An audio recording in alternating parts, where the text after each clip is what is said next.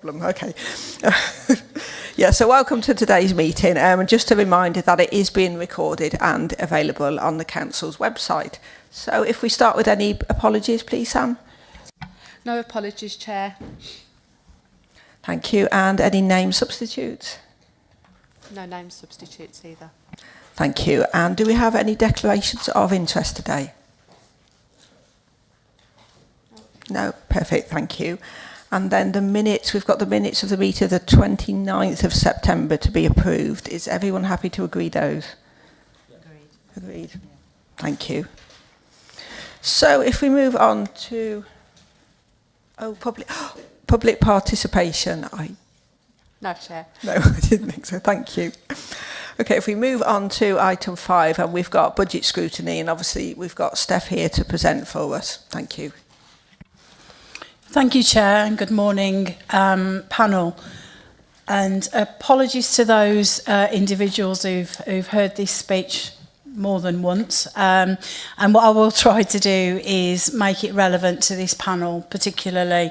And I won't go through the slides line by line, you'll be pleased to hear, because I'm sure you've all seen them, heard more or less everything at Cabinet and full council. So the last thing you want on a Thursday morning is me boring you to tears on the finances again.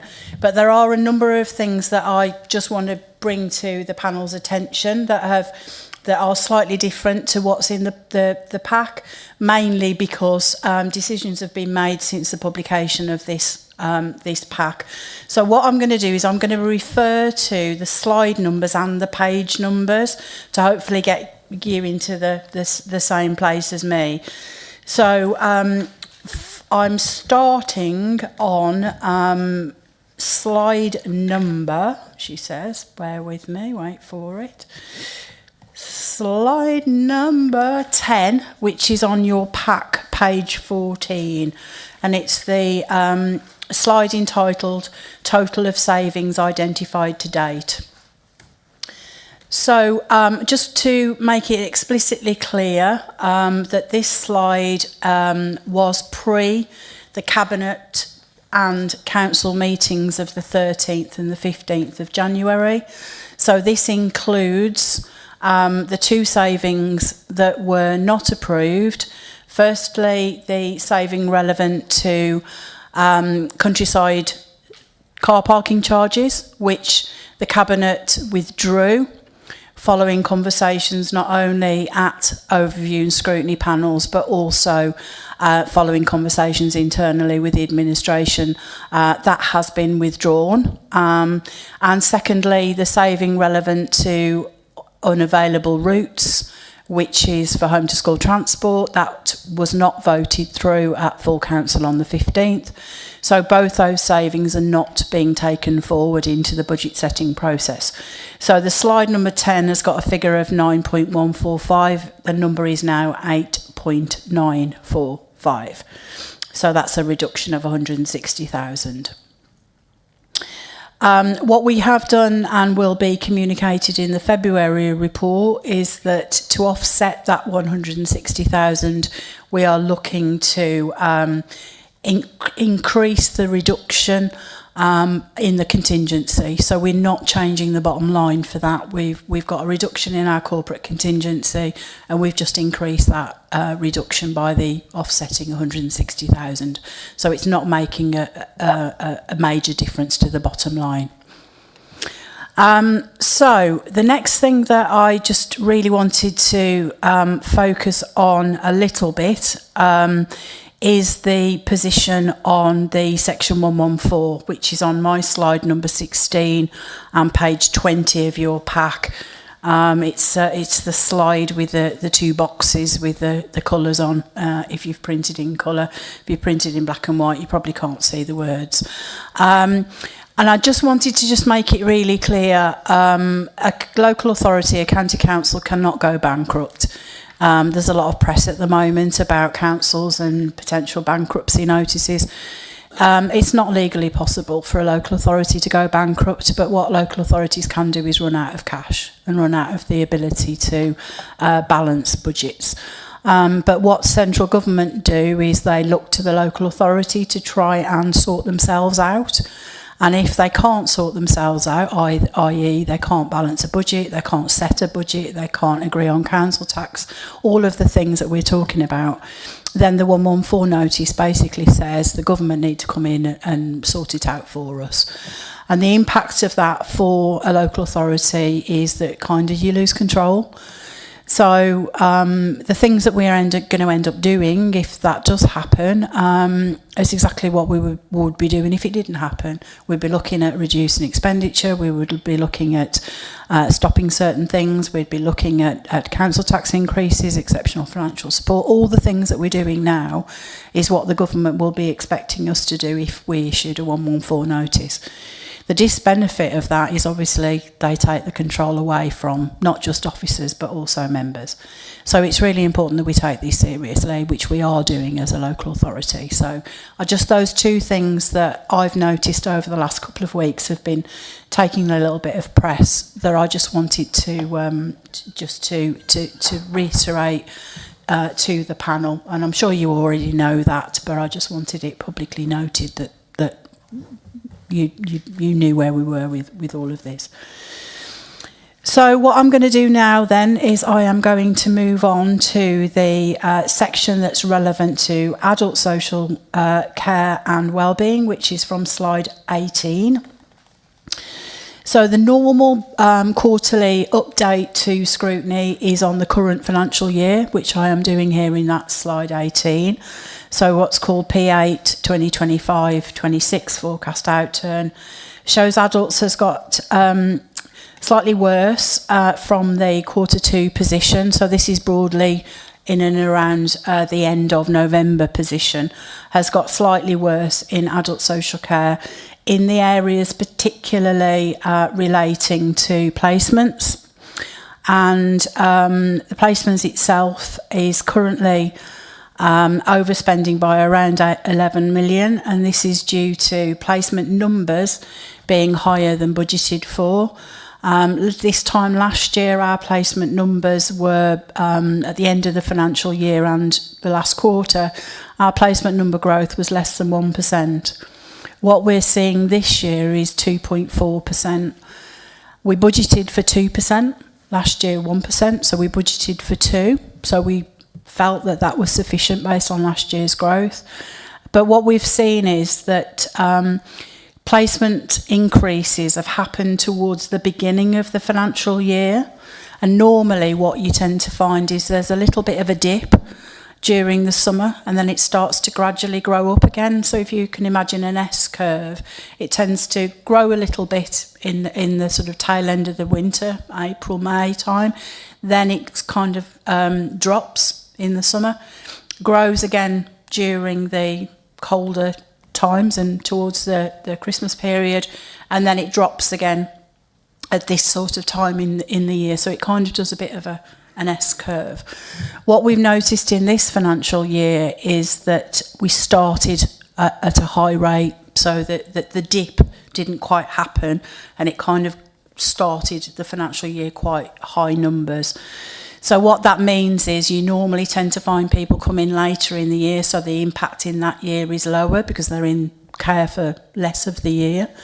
But because they've come in earlier, they're likely to stay longer in this year. So the overspend started early, if you know what I mean. The care packages started earlier than predicted, and we're currently at around 2.4%. Numbers have started to stabilise at the moment, but this time of year they tend to normally drop slightly, so I am expecting a little bit of a drop, but who knows, with the last 12 months hasn't been traditional. And what we are seeing also is that clients are coming in more into bed-based care, so this means residential nursing care rather than home care and day care. And this could indicate additional acuity in the service, or it could indicate that people are coming into care later, so staying at home longer than they would potentially have done in the past, and then coming into care when their needs are higher than traditionally they would have come into care. And the price that we're paying is higher on average than it was this time last year, and there's some figures on that slide that gives you, for example, physical disability residential services are paying nearly £200 per week per person more than they were at the same time last year. That has got probably a lot to do with national minimum wage and the change in the employer's contribution, but also again due to potentially the acuity of the clients that we are supporting. And just to remind the panel, I'm sure it's intrinsic within all of you, that if somebody meets the eligibility of the Care Act, we have no choice but to provide the care for that vulnerable adult, which is obviously their right and their need. So our role really is to make sure that we provide the right care at the right price at the right time, and prevention activities and ensuring that we do work with the market on price is absolutely essential for this directorate. So moving on to 26-27, apologies, on slide 20. What you're seeing there is the breakdown of everything relevant to this panel and the growth and investment that we are recommending to be given into adult social care. The 13.5 million that you'll see in the third number column on slide 20 is to take account of the fact that we're overspending this year. So we need to make sure that we start next financial year with enough money compared with this year. So we're already overspending. So we want to make sure that we start the year with a budget that's at least covering this year's expenditure. Then we are including obviously pay inflation, contract inflation, and growth based on an expectation again of another 2% in clients. The contract inflation is obviously subject to fee negotiations, which colleagues are working with the market on and will be working with the market on over the next few months. And that always creates conversations, shall we say, about what the market want as a fee compared with the amount that we can afford to pay. So that is an estimate based on an average of the impact of national minimum wage, etc., on each of our contracts. So that's not just a guess, it's based on an estimate of national minimum wage increases and other inflationary factors. And just to make it absolutely clear, the savings that are in the last but two column that says 578, those savings include an allocation of the pension fund savings. So you will have seen in the Cabinet report that we have done a lot of work, and I can see somebody at the end of this line who's been intrinsic in this. Councillor Hardman, as part of the pension committee, we have done a triennial review which shows that we can reduce the amount that the local authority has to contribute into the pension fund. That has no impact on our pensioners, has no impact on the amount of money that we pay pensioners, and it has no impact on the price of, the value of the pension fund. So our pension fund is fully funded. So what that means is our contributions, the amount that we need to put into the pot, don't need to be as high as they were in 25-26. The impact of that is a £2 million saving on the council's budget. We've had to, obviously, allocate that to every single person in the council because we all get a contribution as an individual, and the proportion going into adult services is shown there as a saving against the adult budget. So it's not a reduction in the services or cuts in the services to do with adults. It's purely due to the pension fund. There is a small saving in adult services relevant to the change in our accommodation for replacement care, moving into Greenhill Lodge. But that is the only saving that's into adult social care apart from the proportion of the pension fund. Slide 21 just talks a little bit more about the government's changes to the way it's funding adults and other services. So they used to give us a ring fence grant. What they're now doing is giving us a general grant. So basically they've moved it from one pot, which with specific criteria, and put it into another pot, which basically means the council can spend it on whatever we want. government's gone from being you must spend on X, Y and Z, and here's 27 grants to audit, into I'm adding all this together, putting it into one pot, but I'm still going to tell you what you need to spend it on, which is really helpful because the administration is so much easier now. It's all in one place. So when you look at the net budget for adults from one year to the next, you'll see it's grown significantly. And one of the reasons for that is because the grant used to be an income. So if you imagine all your expenditure minus the grant income gave you the net budget, but now we're not getting a grant, we don't minus that off. So it looks like it's bigger when it really isn't. We're getting the money in a different way. So just to be really clear, we are increasing adults' budget by around 22 million, but it looks like we're increasing it by a heck of a lot more, and that's only due to the change in the way that we've treated the grant. And I think that's probably all I want to say, Chair, but obviously I'm more than happy to take questions. But I think you've heard budget to death over the last couple of weeks, but I didn't want to just come and say, what's your questions? I just wanted to make it relevant to adults, but happy to answer any questions you may have as a panel. Steph, thank you. That's really helpful, and that I think that's just what we needed. So thank you. But yeah, we do have some questions and comments, and I think if I'll run through, it may not be in strict order with here, but it's how we debated. But I think Councillor Cross, you had some questions around. It's page 10 or 14, depending on how you look at the number, and 14 and 18 around transformation and council tax. If you'd like to start with those, thanks. Thank you, Chair. Yes, so for consistency, as raised in other panel meetings, the mention on page 14, which I think is slide 10, of transformation. So there'll be, obviously that's for each of the directorates to be explaining what transformation we are bringing. So it's more of a comment there. The page 18, slide 14, at the bottom, there's a mention of £14.2 million. And the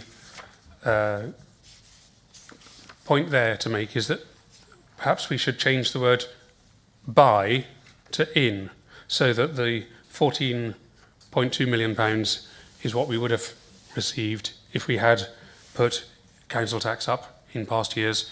Because if one says by, it makes it seem as though it's the aggregate, and the aggregate is just a whisker short of 88 million.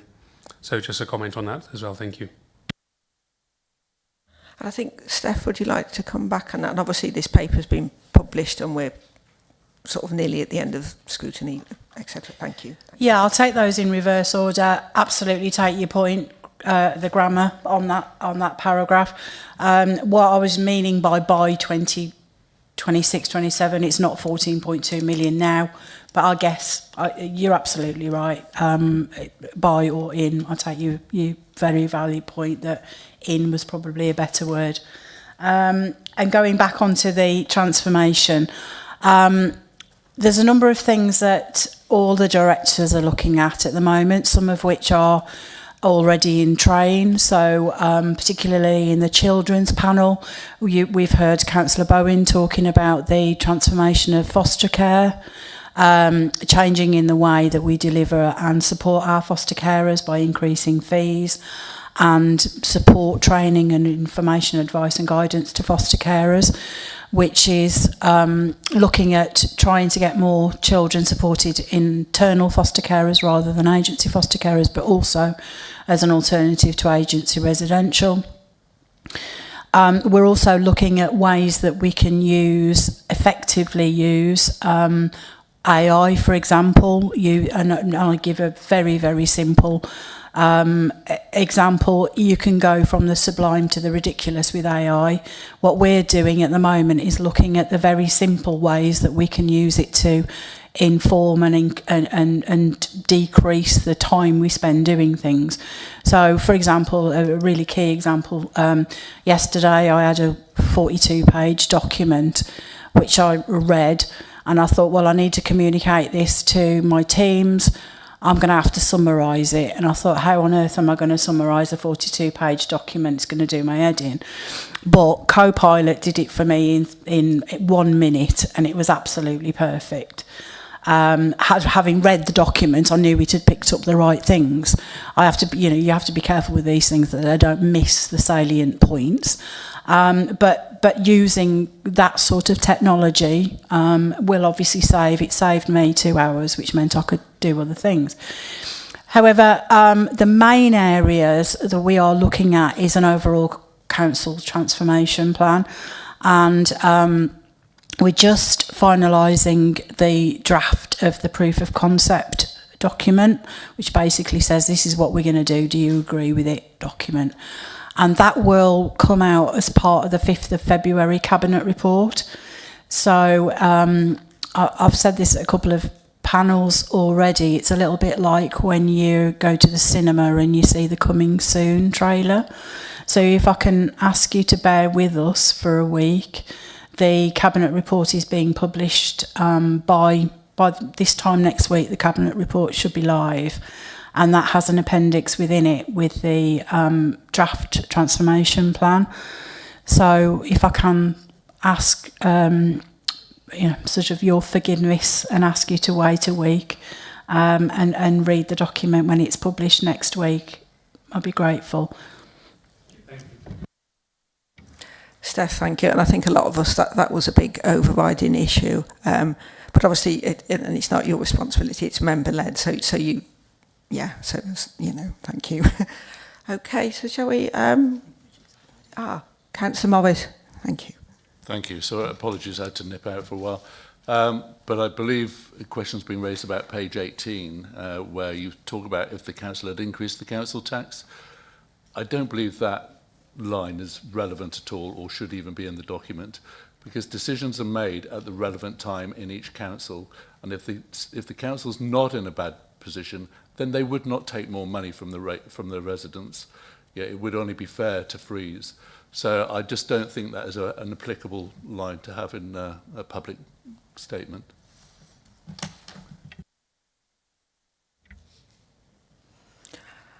And I think, Councillor Ross, if we note your comment similar to we have Councillor Cross's, but Steph, did you want to comment? Or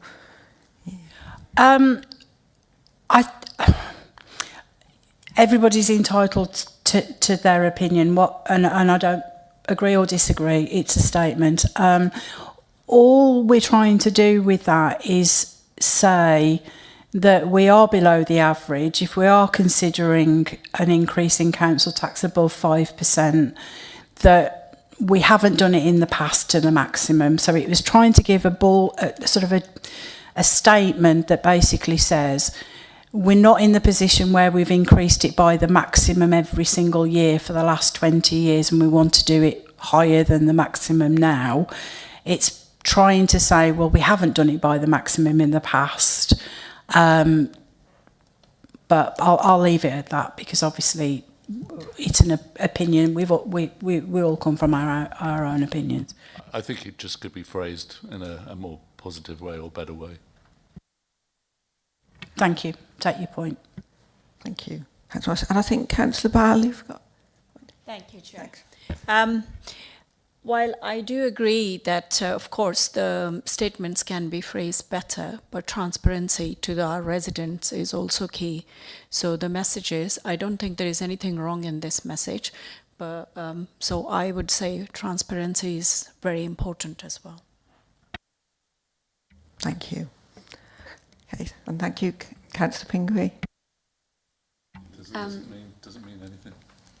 Yeah, I mean, I would also agree that it's important to be transparent with the residents, but that's not what I was going to ask about. I think probably a lot of the questions that I have will be covered in this transformation plan that is upcoming, but I'm going to ask them anyway, because then I will remember that I've asked them, and when it comes, I will very much enjoy it. But I have some questions about how our care homes and our home care works. So we have providers that we use quite often, but we also have some in-house care, and I'd like to know what percentage is in-house care and what percentage is providers. And are we getting a good deal with our providers. I imagine we are. We wouldn't want to not get a good deal with our providers. The other thing I have questions about is we recover costs from the NHS about to do with hospital discharge and I think to do with mental health aftercare. Is that right? We recover costs from the NHS for that from the CHC. It'd be nice to get some sort of report about how efficient we are in that and whether we are doing it effectively. Again, I hope we are. And the last one, which is much more sensitive subject, is we are legally required to charge people who can afford it for home care and supported living and various things like that. And it'd be nice to get a little bit of information about how reliable our income information is from our residents.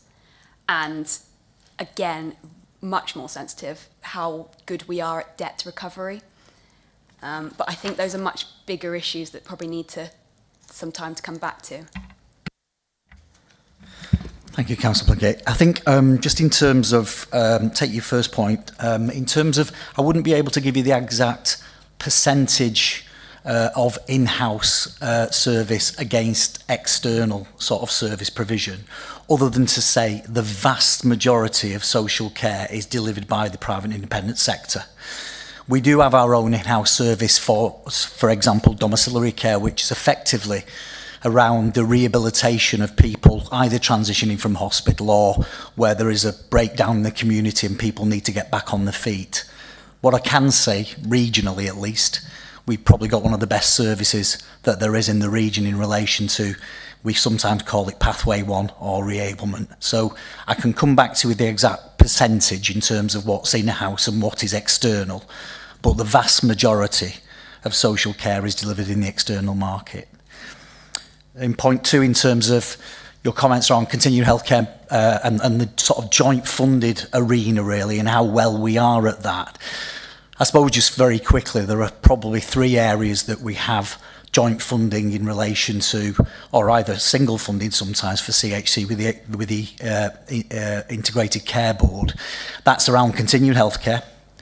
That's around our Better Care Fund, which is a fund that is fundamentally given to the local system to drive integration between health and social care, and decisions about deployment of Better Care Fund are made jointly with the Integrated Care Board and the Council. We sign those plans off. In fact, actually, the funding for our reablement service, our in-house service just referred to, fundamentally comes from the Better Care Fund. So it's a joint agreement with health in terms of that spend, although we do the delivery of that service. And then finally, there is funding that we again jointly fund with the ICB around, I think you alluded to, mental health and section 117 as we affectionately refer to it. That's the section of the Act that requires us to fund people's care once they come off of section 3 within a hospital setting, and again that's a joint funded arrangement. Currently, I will say it's 60-40 in favour of the ICB, so you know we've constantly sort of got an eye on whether we do need to speak with our colleagues again around any change in the funding arrangements. But those are the 3 main ones where we, you know, have that shared arrangement in terms of funding arrangements. And then finally, I think in terms of, sorry, could you maybe just check in again with debt collection? Yes. So. It's interesting in terms of some time ago, we did a piece of work to look at actually, rather than looking at sort of debt collection and debt accrual, how do we avoid that happening in the first place and try and make a better job really of where there is financial assessments and people have to contribute to their care, which the vast majority do, then how do we make that process better for them, our service users, and the council and adult social care. And so a number of changes were made where we're trying to upfront the financial assessment as much as possible to give people an idea as to what they might pay if they receive a service. We actually wasn't able in the past to take payments over the telephone because we didn't have the facility to do that. We're now able to do that, so we can ring people who maybe haven't paid their invoice and get that income in more readily. And we also chase the non-payment of invoices at a much sooner rate than we previously did. And on that basis, we're hopeful then that we actually do get the money and the income in, and it doesn't become a debt in the long term. I think the only other point I would make on that is that where we see people paying by direct debit, we get a much better income receipt from that process than we do through an invoicing sort of arrangement, really, and further payment. I think I did a piece more recently, actually, on just looking at where we stood as a local authority, and I know we, in comparison to national average England, that I think we do gain a higher proportion of income than other local authorities from our charging arrangements. Not significant, but it is more in terms of the proportion of budget in that sense. Finally, then, in terms of your the point around debt, then I think we will see that there are some debts when we report on debt, and I'm sure we'll be doing that fairly soon at the Audit and Governors Committee. But there is a number of people that are probably we are classing as debt, but we're actually still in that process of early recovery of that debt. And obviously, a part of our concentration, where we have conversations with our legal services, is around the more longer term debt that's accrued and how we might gain that back. We can always come back if we need to on any of those items, just by way of a further discussion at Scrutiny. I think, Mark, thank you. And I think around the CHC and the ICB and the percentage, we covered that in the September meeting, so we can look back at that. Thank you. But Steph, thank you. Yeah, thank you. And I just wanted to come back on one of your earlier points relating to are we getting a good deal from our providers?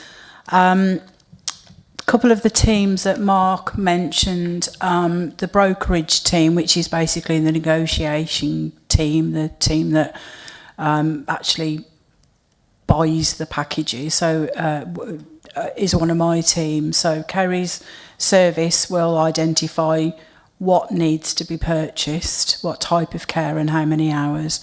And then it comes over to my team to actually go and source the provider and the price.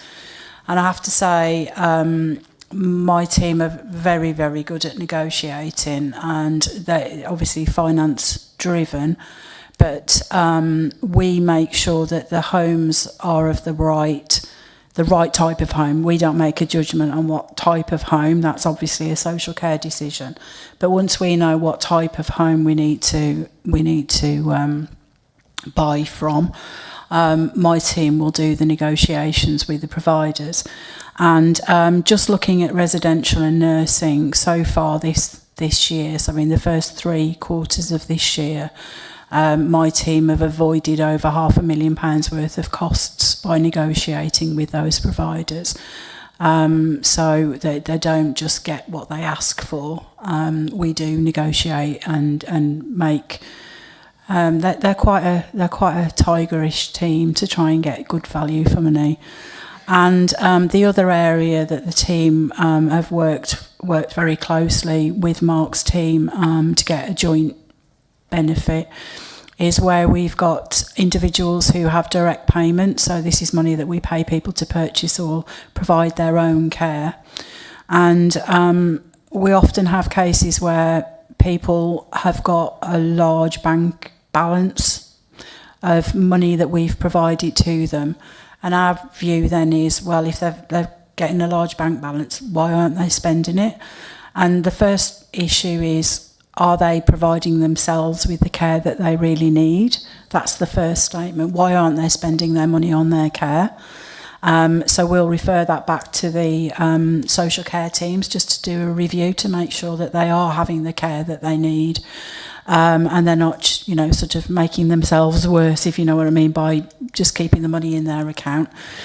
And if there is an assessment done at that point that they are getting more cash than they actually need, because they don't need the care, it's just sitting there, we will do a further review and basically take the money back if it's not needed.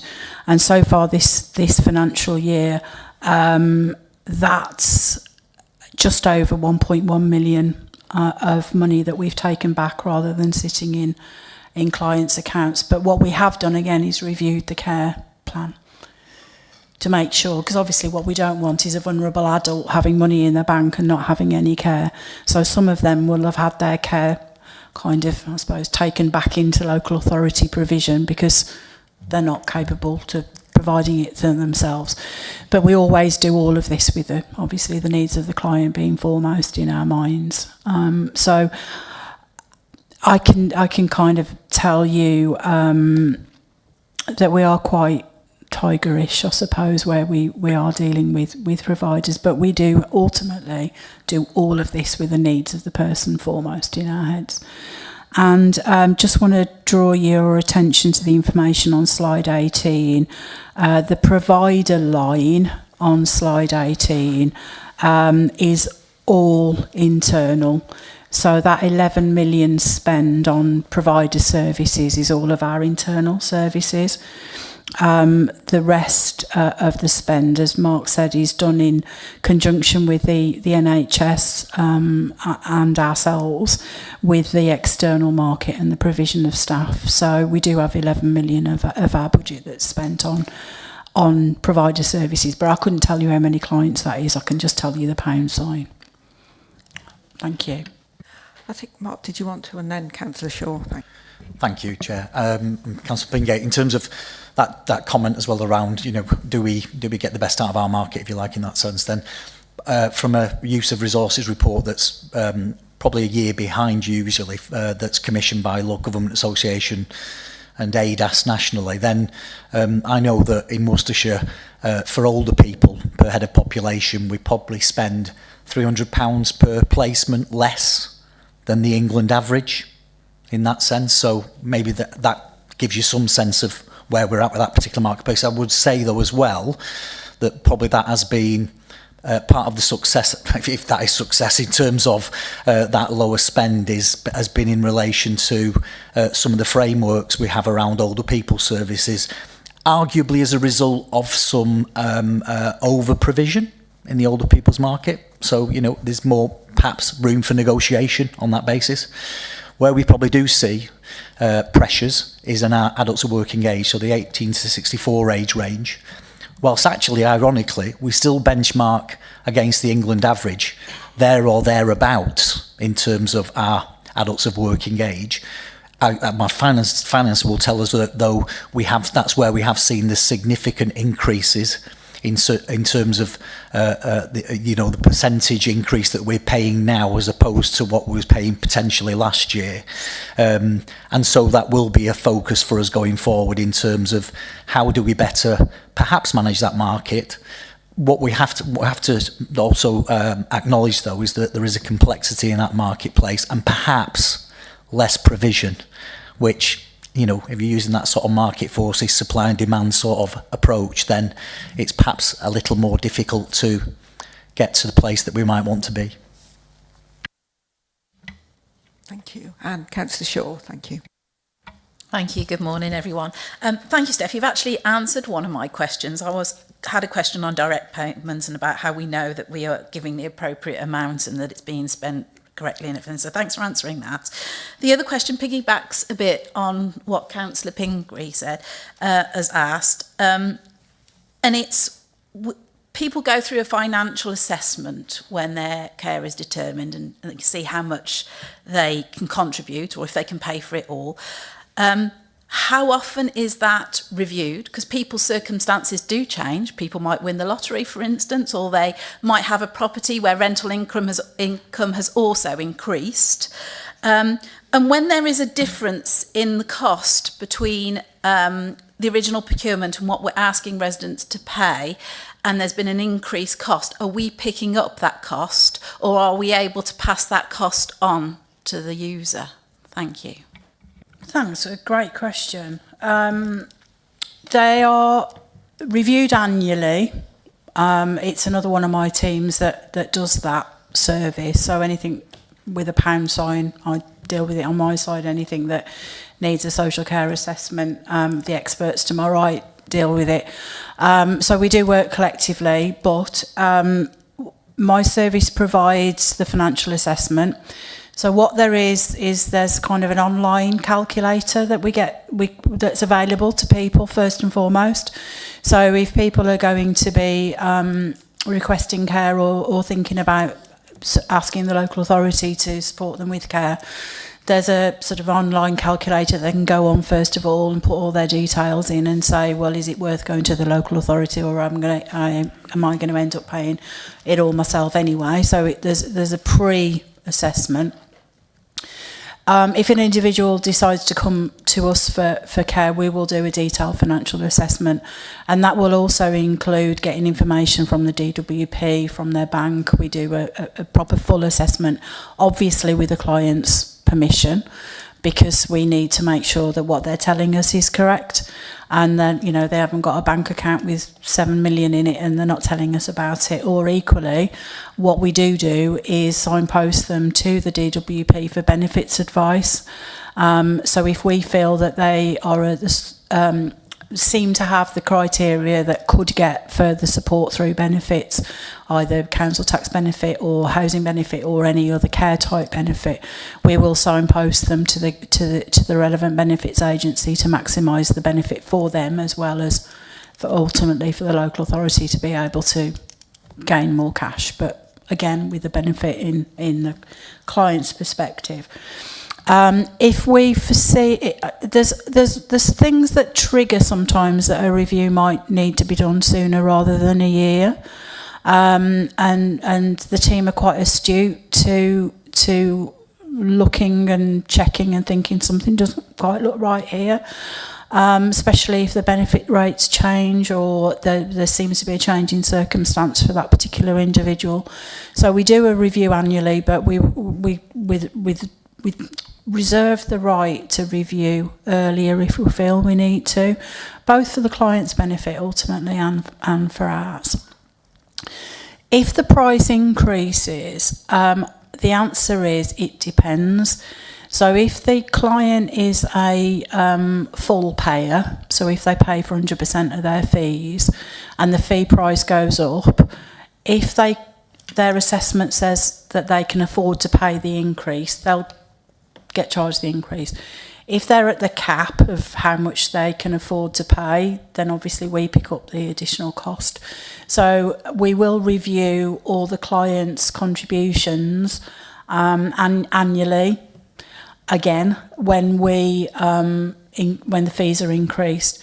If there's an in-year change, so the provider might put their fees up in year, or the client's needs change, which means we need to purchase more or less care, at that point we will do a review of their contributions as well. And we'll do it at their request also. So if they wish us to change, so if they know that their situation has changed,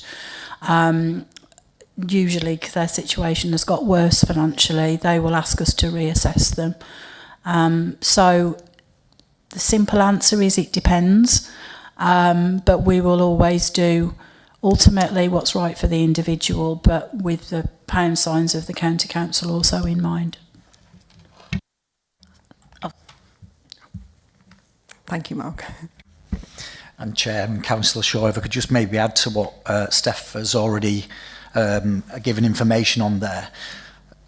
In terms of people going to residential nursing care, the two cohorts of people entering that system are from either hospital setting where people have had an acute episode and can no longer return to their own home, or where actually they have been funding the care themselves, often in residential or nursing, and then suddenly their funds fall to a level that they can no longer self-fund that placement. Those two groups, you could argue, are to some extent out of our control in many ways, although hospital maybe is a different matter in terms of what we might achieve for people from that position. The reason why I just highlight this is that if someone's funds fall to a level that they can no longer self-fund, and they're in a placement that we believe we can purchase that care cheaper elsewhere, then we enter into a discussion that says, well, you can continue to stay in that more expensive placement, but we will require what we refer to as a third-party top-up. So the funding arrangements between what the person contributes and the local authority will be at the best value sort of threshold. Any increase on that, if the person chooses to stay at a more expensive accommodation, would be a third party top up, often either the individual themselves, although at that point they may well no longer have the assets to do that, or a family member that would need to contribute. One other, just finally, and it's just come through this year actually, there's a national initiative now around looking at fraud potentially in circumstances where people are reporting to the Department of Work and Pensions in relation to their financial arrangements, and also to the local authority. And we're required now, if we're contacted, to look at where matches are between Department of Work and Pensions and the local authority, and make a judgment as to actually whether we're being told the same information about the current arrangements in people's circumstances. So that is a fraud initiative. I know that's at the extreme end of that conversation, but it is another way of auditing, or at least ensuring that we're getting the same information in relation to our financial assessments. Thank you. Can I just come back? Thank you very much. Very comprehensive answers. You have answered my questions, but it does sound like a very huge undertaking, which with a lot of manpowers. And I just wanted to make sure that you are able to reassure us that you are able to cope with these demands to fulfil these, making sure you're getting through all these reassessments, etc. Thank you. Yeah, I'm sure that the manager of that service would say that she needs a lot more staff, and if she's watching now, the answer's no. But my team is excellent. We've got a quite a flexible team.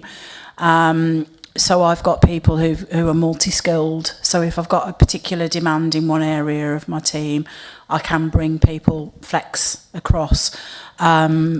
They do work hard. They're very good. Very, very well managed by my team manager. We can all have more staff, can't we? But they do an excellent job, and I'm proud of all of them. So yeah, thank you. Thank you. And I think, Councillor Hume, you have some questions Yes. around contract and transport. Thanks. Thank you, Chair. It's around the information on slide 21, page 25, paragraph 60, referring to contract inflation, which I presume refers to contracts with home and domiciliary care providers. I see you nodding, thank you. And it refers to this inflation obviously being based on RPI or as per the specific conditions within the contract. So my first question is, can you give some indication of what specific conditions might include? I mean, is that sort of Miss Reeves' genius NI and minimum wage increases, for example? And then you also, I think it was Mark actually mentioned about these contracts have an annual review, but also could have an in-year review, which is a surprise. Under what sort of typical circumstances would a contract be reviewed in year, please? If I start and you carry on, Mark.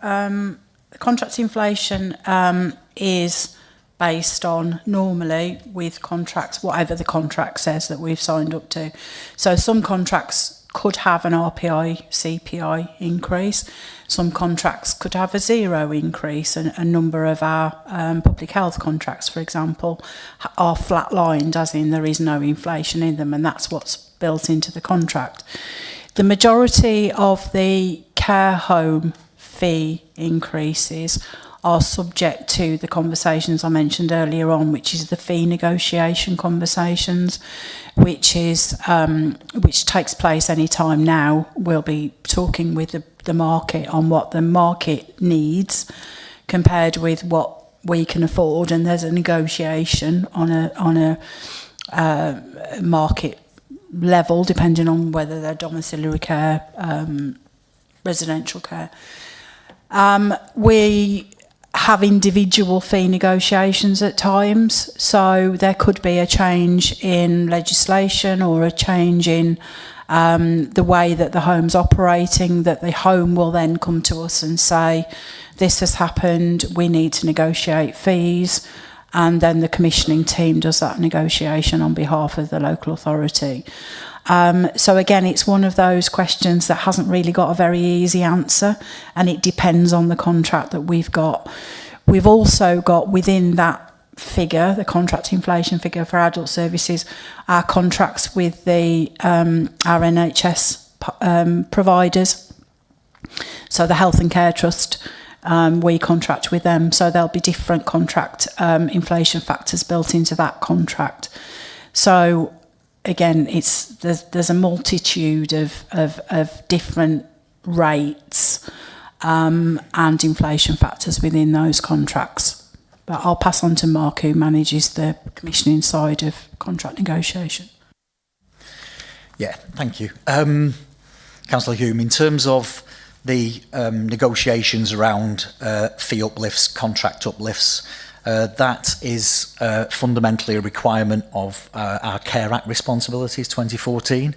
As the DAS, a significant part of my role statutorily is to ensure that the local market has sufficient supply and varied supply of social care to meet the needs of the population. That's fundamental, so that we don't arrive at a position where we have our population that has certain needs and we're not able to meet those needs. You heard before that once an assessment's taking place and we agree people need care, we have to provide it and supply it.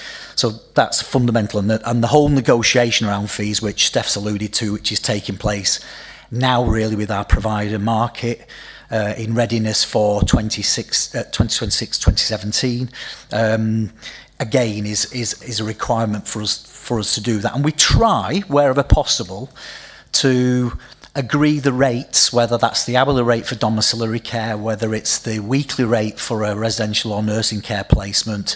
We try and do that once and agree that. Whether we're successful or not or otherwise is dependent then perhaps on whether the providers feel that we have been, whether we have met the costs that they have to provide that care. So sometimes providers will agree the price increase that we've negotiated around, and that will be that for the year to a large extent. Some of the providers will challenge us in relation to the fees that we've set, and we will look to then negotiate throughout the year in terms of the settlement around the fees that we agree with that particular provider. I suppose the nuance here in terms of contracting for that block contracted service over there and contracting in the marketplace for residential nursing care, we do the residential nursing care on a framework. A general framework of this is what we will pay. However, and what I would say, and in older people services, we've been more successful with those providers about saying there's 3 rates we'll pay depending on the care needs. Probably in the 18 to 64, less because of the issues that I outlined before in that sense. So we will get challenges along the way in terms of the fee that we're paying. In terms of the conversation about in-year review, there's Steph's point about actually, well, if certain circumstances arise, then we may well need to revisit that for particular market conditions or the position that the provider finds themselves in. But more often than not, the in-year review is the review of the individual's needs if they have potentially changed. In terms of the fees, though, if somebody needed more domiciliary care, the rate and the fee rate would remain the same. We would purely obviously increase the amount of care they receive rather than renegotiating a contract value from that point of view. And that's done through a Care Act assessment effectively in that sense. I hope that's answered your question. Thank you. And I think, Councillor Hume, did you want to touch on transport costs as well? I know it's something economy, but it's maybe worth. Thank you. Yeah, it's curious as to whether things like transport costs and or particularly transport costs are included in the contract as a block, or whether they're charged individually. I'm thinking particularly about domiciliary care here, where I know in Worcester City there seems to be a complete dearth of local carers for one particular care company I'm aware of, and they have staff coming in from Kidderminster, Wolverhampton, Birmingham. Obviously those transport costs are high. Are they borne by the domiciliary care provider, or is it charged to the council? Thank you. I mean, transport's obviously wide-ranging in the sense that we do contract for transport for individual service users as part of their package of care. But I think what you're alluding to, Councillor Hume, is where formal carers are driving across the county in terms of their travel arrangement, their transport arrangements. We don't make any necessarily specific additional increases in payment around that. So ultimately, I think that falls back to the provider in terms of what their employment arrangements are with that particular carer, basically. Yeah. Thank you. And I think, Councillor Morris, you have some questions as well, which tie into the budget and broader matters around improvement plans, etc. Thank you, Chair. Morning, everyone, and it's good to see you all. Yes, it's obviously I've got past knowledge from being cabinet member, and I know how well the team work and how terrific the team are. And we sit, I think some have mentioned it previously, in the context of a national crisis with adult social care, and not enough being done, and that's been a number of governments that have kicked it down the line. However, we're responsible for our own area and what we can do. And I'm just looking for an update really on some of the things that I understand, well, I know were in place that we were looking at. How are the weekly panel meetings going with social care workers? Because that took a lot of time, particularly from the senior team, in trying to make sure that all social care budgets were accountable and managed in the right way. I met the superb team looking at AI for the front door. So how has that progressed in terms of, have we made any significant changes, or are there any planned? We had real pressures with the market rate, particularly with national insurance and national wage changes, but we said we had to try and keep to a rate. How is the pressure borne out on that, and has that been maintained, or has it been really pressurised? We were looking more perhaps at the third sector, like Century Matters and care in communities, in terms of service provision. Has that materialised? Have we done any more on that front? And of course, we brought children's back in-house, and we were looking how we could integrate more of the activity, perhaps around the front door or other areas, in order to bring improvements and changes. So what has been achieved on that instead of the duplication that we knew existed? And overall, I guess that's in the context of the regular senior meetings of monitoring the budget and making sure that we were keeping within the budget.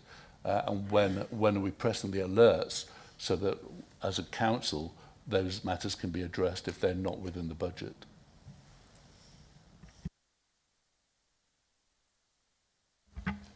Yeah, I'll start with the panels, if that's okay. So the panels continue. We did a survey to staff to understand what their experience of the panel was last year, analysed that information and made some adjustments to the way the panels run. Minor, really, actually.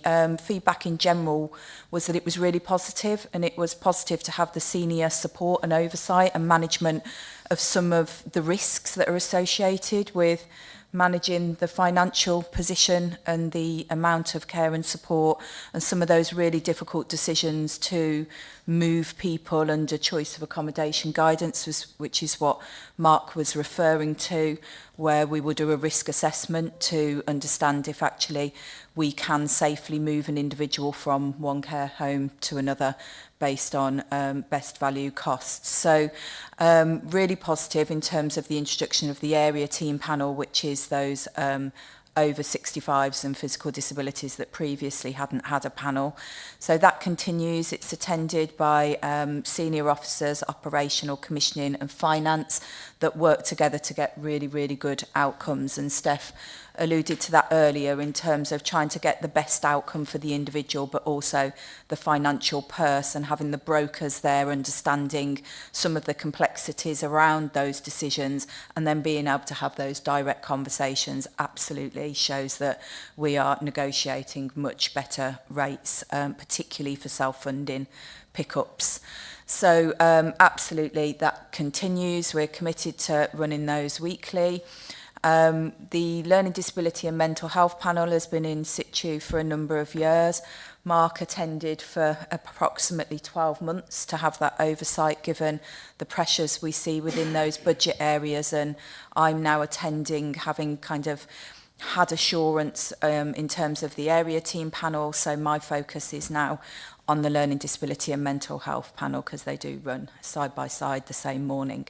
So, I mean, I think what I can say from that panel is we are seeing really complex needs, and commissioners that have been part of those panels for probably 10 years or more, you know, will say that they have never seen that level of complexity of need, particularly, you know, people with learning disabilities, but much more commonly now those with autism and other associated neurodiverse needs. And that's also attended by our children's colleagues, so talking about, you know, the relationships now children's services are back within the council.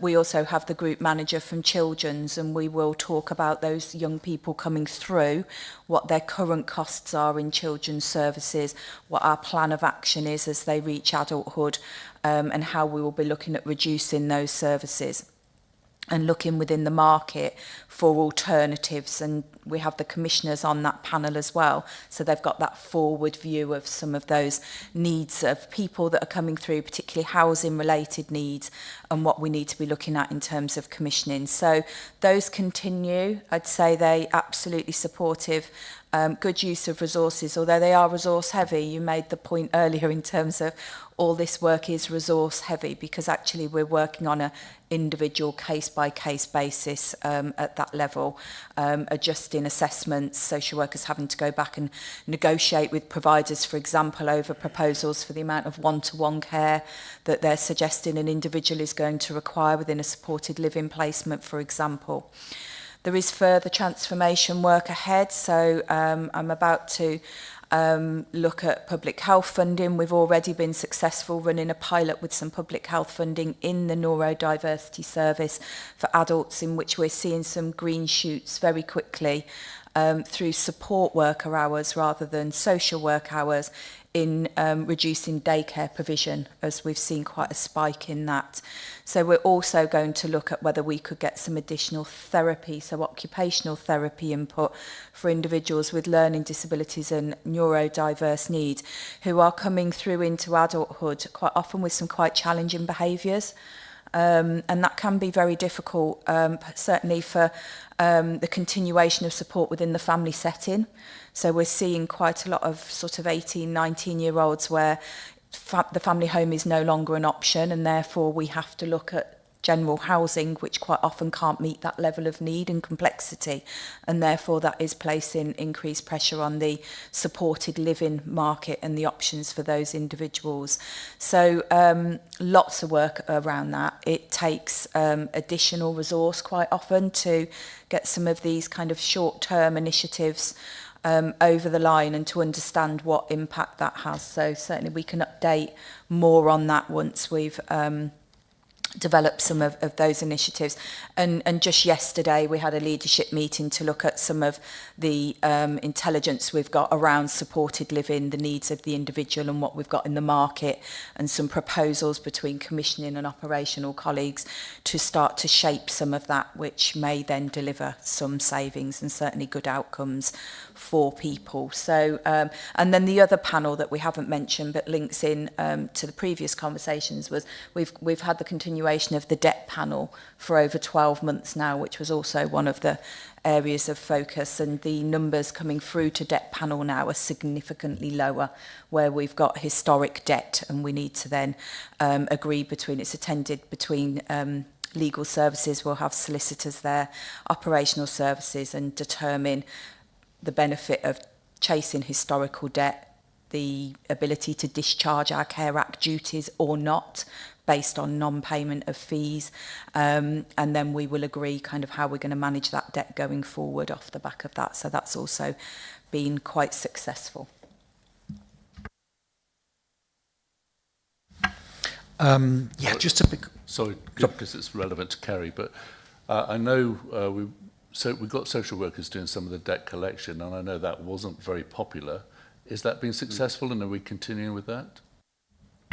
So the outcomes in debt panel, it will be agreed who is responsible for each action. Some of them will be legal letters. Some of them will be the right sizing of care packages. So their role isn't debt collection, or a social worker may view that as debt collection when we're asking them to go and have conversations with families who where the client contribution isn't being paid. But really what we're looking at their role being is to understand whether, you know, the financial assessment has been done correctly based on the information they've supplied, whether there was information they've missed that is relevant and we need a reassessment, whether there's an appeal route that they can go through in terms of the amount that they've been asked to pay. Other debts we're often aware of that are causing issues.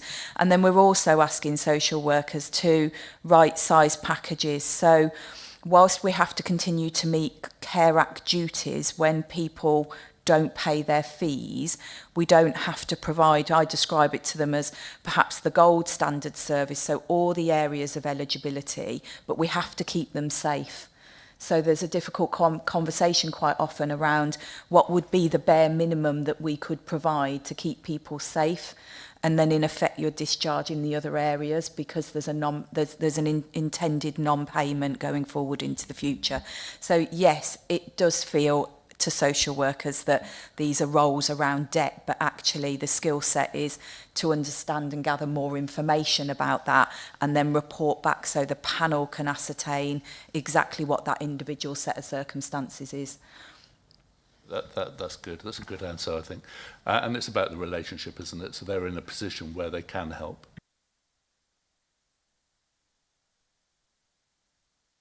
So, Councillor Morris, I think you alluded to there the sort of AI at the front door that we was looking to implement, and better care, I think, as we termed it. Then that now is up and running in terms of providing information in a very different way about what people could expect from adult social care if they were to come and knock on our front door. What I can't do just now, but I know there is evidence out there that would suggest where people have engaged with the better care work, that some of those still go on to progression with it for a conversation with people, but there is a percentage as well that we have no further engagement with once they've used that particular method of engagement with us. What I will do, Councillor Morris, is get some firm figures for you. Oh, sorry, Kerry's interrupted. I've got those to hand if it's helpful. So since the implementation, this was back in December, looking at the analytics of that, there were a total users of 342, and we didn't do a big bang approach on this because obviously the percentage that do come through, we've got to manage then the Care Act assessment process for that. So of that 342, 18% was submitted.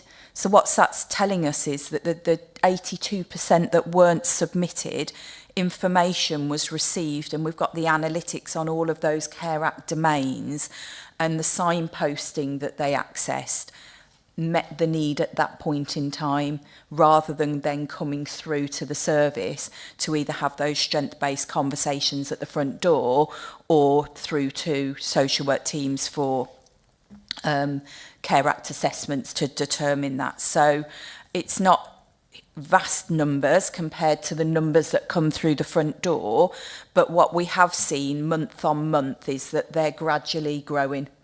And then as we can, manage that process more, I'm sure there will be more sort of marketing around the use of that. So we've been really pleased with that. You know, if that's 342 people receiving information in a way and style that works for them, and 282 are confident then didn't come through to us. So it's been successful. That's a really good percentage rate. That's really good, and thank you for that. And I know how motivated that team were, and hopeful in that they could make a difference. So seeing some signs is brilliant. Councillor Morris, I think you alluded to the fact that have we any more plans for AI, and yes, we have in the assessment process to try and streamline some of the administration. We've still not quite landed on who we're going to engage with to actually take that piece of work forward, but we're absolutely committed to doing that piece of work to extend some of the AI approaches in adult social care where appropriate. And that's not about replacing care with AI, that's about making our processes to arrive at the decisions that we need to make in a much more efficient and effective way. I guess just maybe the elephant in the room, in a sense, you sort of think, well, all these things that we're doing, but well, you're still overspent, Mr. Fitton, on your budget at this point in time. I suppose what I would say to that is that it alludes to those people who do find their way through to adult social care are the most complex in nature of our population at this point in time, and often most costly.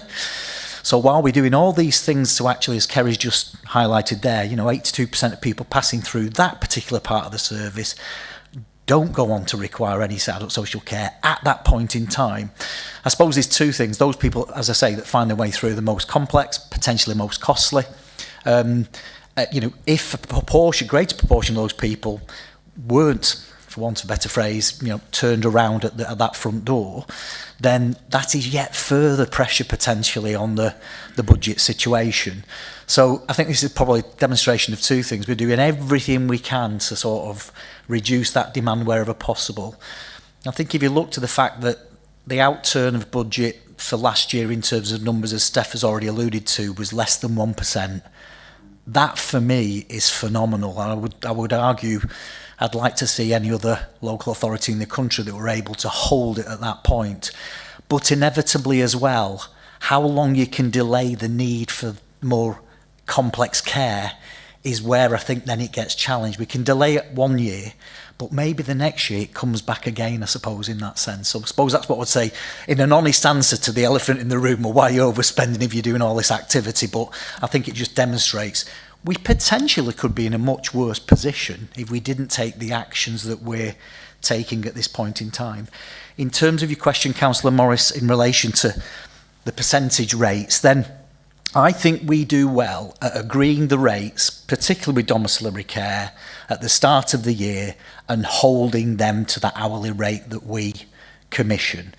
And that's particularly true, again, as I say, of the older people's market in residential and nursing because of the framework that we have. However, and it's probably maybe not just the 18 to 64, but I suppose the percentage uplift is always for those people who are in care now. So we, raise that by 3% on top of what we pay now, and we might hold the providers for that particular placement throughout the year in terms of the rates that we agree. Where we get challenged much more is as some people come out of that service and we get new people in, because we spot purchase, and again, outside the older people's framework, Steph and Richard will always tell me that one's gone out, but the new one that's come in is more costly than the one that's gone out. And I think that's where the challenge lies in terms of, yes, we can hold it for the people who remain in care. It's the turnover then of people where we get a much more challenge. But our focus will, inevitably from an improvement point of view, fall on that area of work for the next 12 months. And we've got plans that we're working up now to try and address that. In terms of the community work and community centres, then we continue to do whatever we can to support that sector. Much of it now is done through public health as much as it is through adult social care, because we don't necessarily have a large, if any, budget for prevention. So we look to public health often in terms of their initiatives around what we're doing with community resource. I know the lead member and myself were speaking only during the course of this week around some of the aspirations around spreading out some of that, whether it's dementia cafes or that type of approach really in that sense. Again, I'd probably look to public health if you want further information in terms of what we've been able to do on that. And then finally, sorry, Councillor Morris, can you, your last point, I've not quite got my...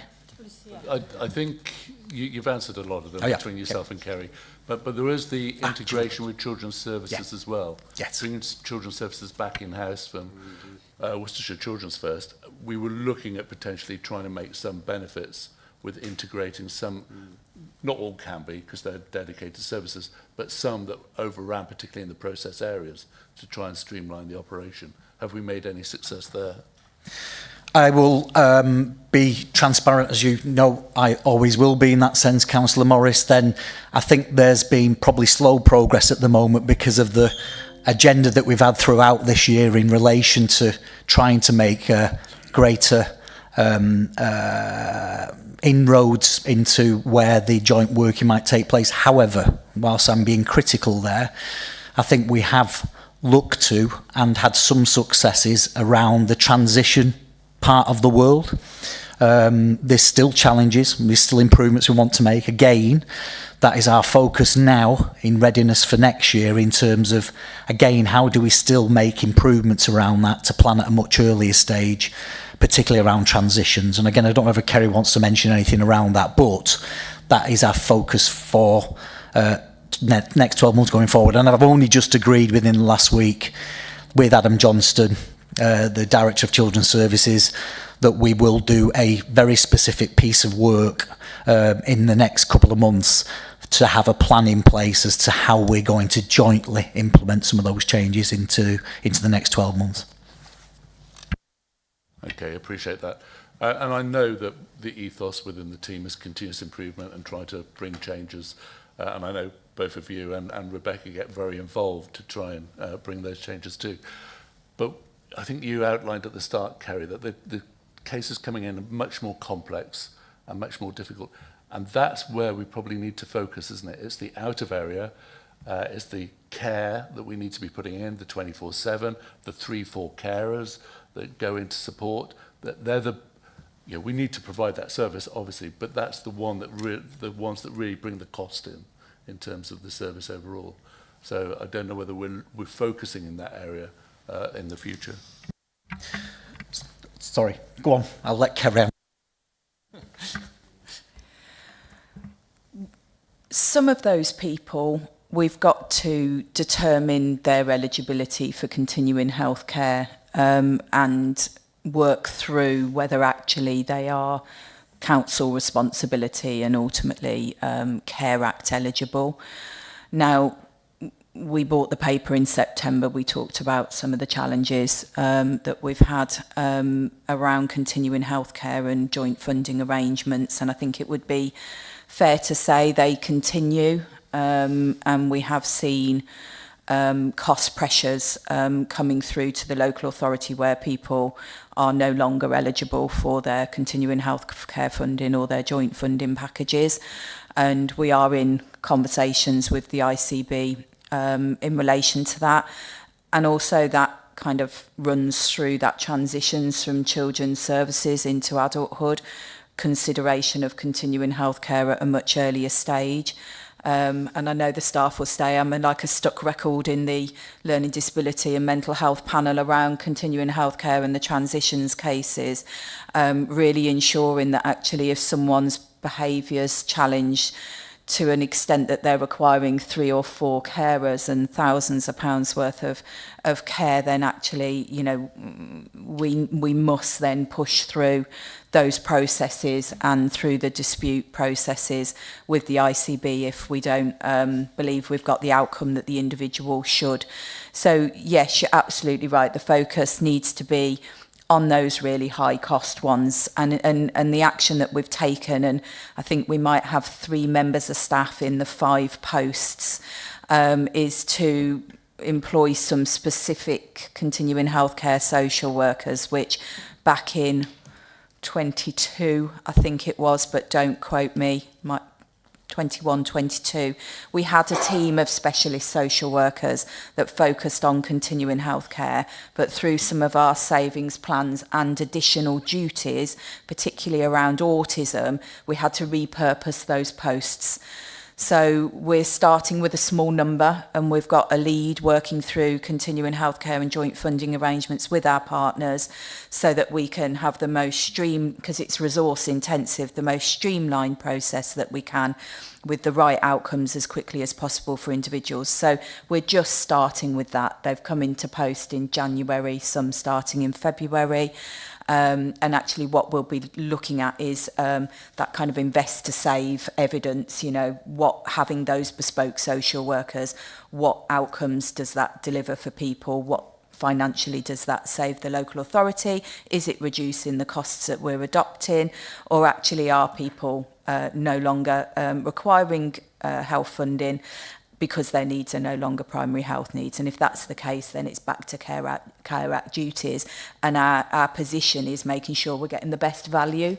But what we're also finding is that the ICB's care package that providers delivered through health funding isn't always reducing by any significant amount as it comes through to the council to pick up. So again, we're working really closely with the ICB around right-sizing their packages based on their clinical information that person no longer has that set of needs before we adopt those packages within the local authority. So difficult conversations and meetings, but that work is in progress.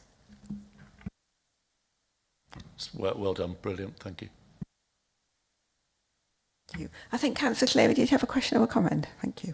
Yeah, thanks. It's a question. I know we've moved on from it now, but it was from the previous point that we discussed about these reviews into someone's affordability, whether they should be footing more of their costs. And I just wondered about frequency. So in terms of the number of payers that we have, how regular are these reviews? So is there one review for every 100 payers? But also, when these reviews are conducted, what's the percentage of these reviews that points at an issue we have to resolve, if that makes sense? I think you're talking about financial assessments, yeah. They're annually reviewed.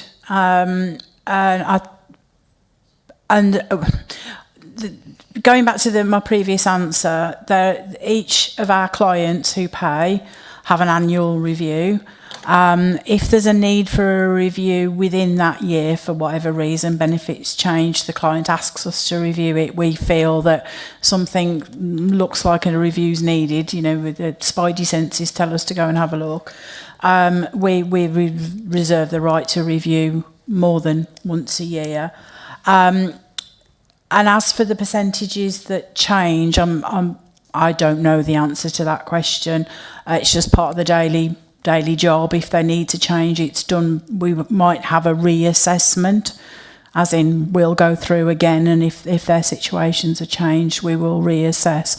I haven't got the data from that. I'll ask the team whether they collect it, and if they don't collect it, I'll ask them to start collecting it. The only reason I ask is because if, for example, the data comes back and says every single one of these reviews identifies that there's a shortfall, then there's an issue. But if every single one of them comes back and says, no, everyone's paying exactly what they ought to be paying, do you see what I mean? That's what I'm getting at. How regular is it that we identify an issue that we have to resolve? I think I understand your point now. Apologies. We assess every client individually, and their payment amount is specific to them. So some will pay, let's say the care home fee is £200. Some people will pay £200 because their assessment says £200, and some yeah, I know it's more likely to be £1,000, £1,700. I'm just trying to use easy maths for my brain on a Thursday morning. So if some people's assessment says they pay it all, they pay it all. Some people's assessment might mean they pay £187.50. Exactly the same £200 placement might be for somebody else £172.20. So every single person will have a different assessment, different based on their ability to pay. What we then do is make sure that they do pay. So it's a separate process to identifying what their contribution is a team that says, Mrs Miggins, it's £172, Mrs Thomas, it's £180 based on yours. Then a team will bill them for their contribution and check that they're paying that contribution. So if the benefit rates change, so for example, each year the benefits change, an annual uplift, everybody's review will be done to see if the benefits review impacts their payment value. So we'll know if weekly benefits go up by £2 a week, let's say, how many of our clients are paying the full price. Can they still pay the full price if their benefits have gone up by £2? So it's a regular thing that happens. Sometimes every client is looked at if it's a regular thing, and sometimes it's an individual. So the annual reviews are normally done on the anniversary of when we took them into care, so they're not all done at the same time. Have I got the answer? Have I got your question right now? No, it's probably me asking it I probably haven't asked it clear. Essentially, what I'm getting at is how often is it that we get to a situation where we say, this person has another asset we're not aware of. This person has other money that they haven't told us about. What I'm asking is, how regular is it that there's a situation where we have to take action and say, this is not acceptable because there is a certain amount of money that we've not been disclosed about. So I'm talking about a non-disclosure, and a serious issue rather than a regular one. That's what I'm getting at. So sorry if that wasn't clear at the start. Fine, I get you now. I've never had one of my staff bring this to my attention, because what we do is we do a full review at the start. What there could be is an acquiring of an asset, or indeed getting rid of an asset during the time that they're in care. I will ask the team that question because it's a really interesting question, and I don't have the answer today, but it's a really great question, and I will ask the team. Thank you. And I think Councillor... That's fine. Oh. And just a supplement to what Steph's already answered, I suppose, in that sense, is that where it becomes, if it becomes apparent that the individual, potentially via their family, is being deprived of their assets and payment for their care, then often what we will do is take action in relation to our safeguarding adults procedures in terms of that, because obviously effectively somebody's being financially abused in those circumstances. So where that comes to light, and again we could get you the numbers on that in terms of where we're at, but when that comes to light, as well as the financial assessment side, we will potentially, from a safeguarding adults perspective, from a financial abuse perspective, look to take people through our safeguarding process to unpick that, really, if you like, in that sense and stuff. I think Councillor Edmonds, would you like to make a comment or any questions on the budget before I sum up, or are you're good? Okay, thank you. That's fine. So I think if everyone's happy, we need to sum up. And also we have some things to feed back to OSPB. So just 3 key issues to ensure we've covered them. The first one is the impact of exceptional financial support and council tax proposal.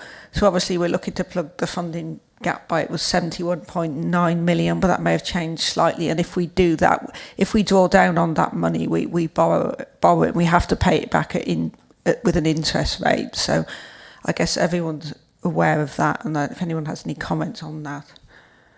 Okay, and I think the other one around the budget, obviously the figures we've given at the moment are based on a 4.99 council tax increase, and I guess we're all aware of that, but also that the council has asked the question, can we increase it by up to 10%? But that is a member decision, but we have asked so that we have the ability to do that if we need to.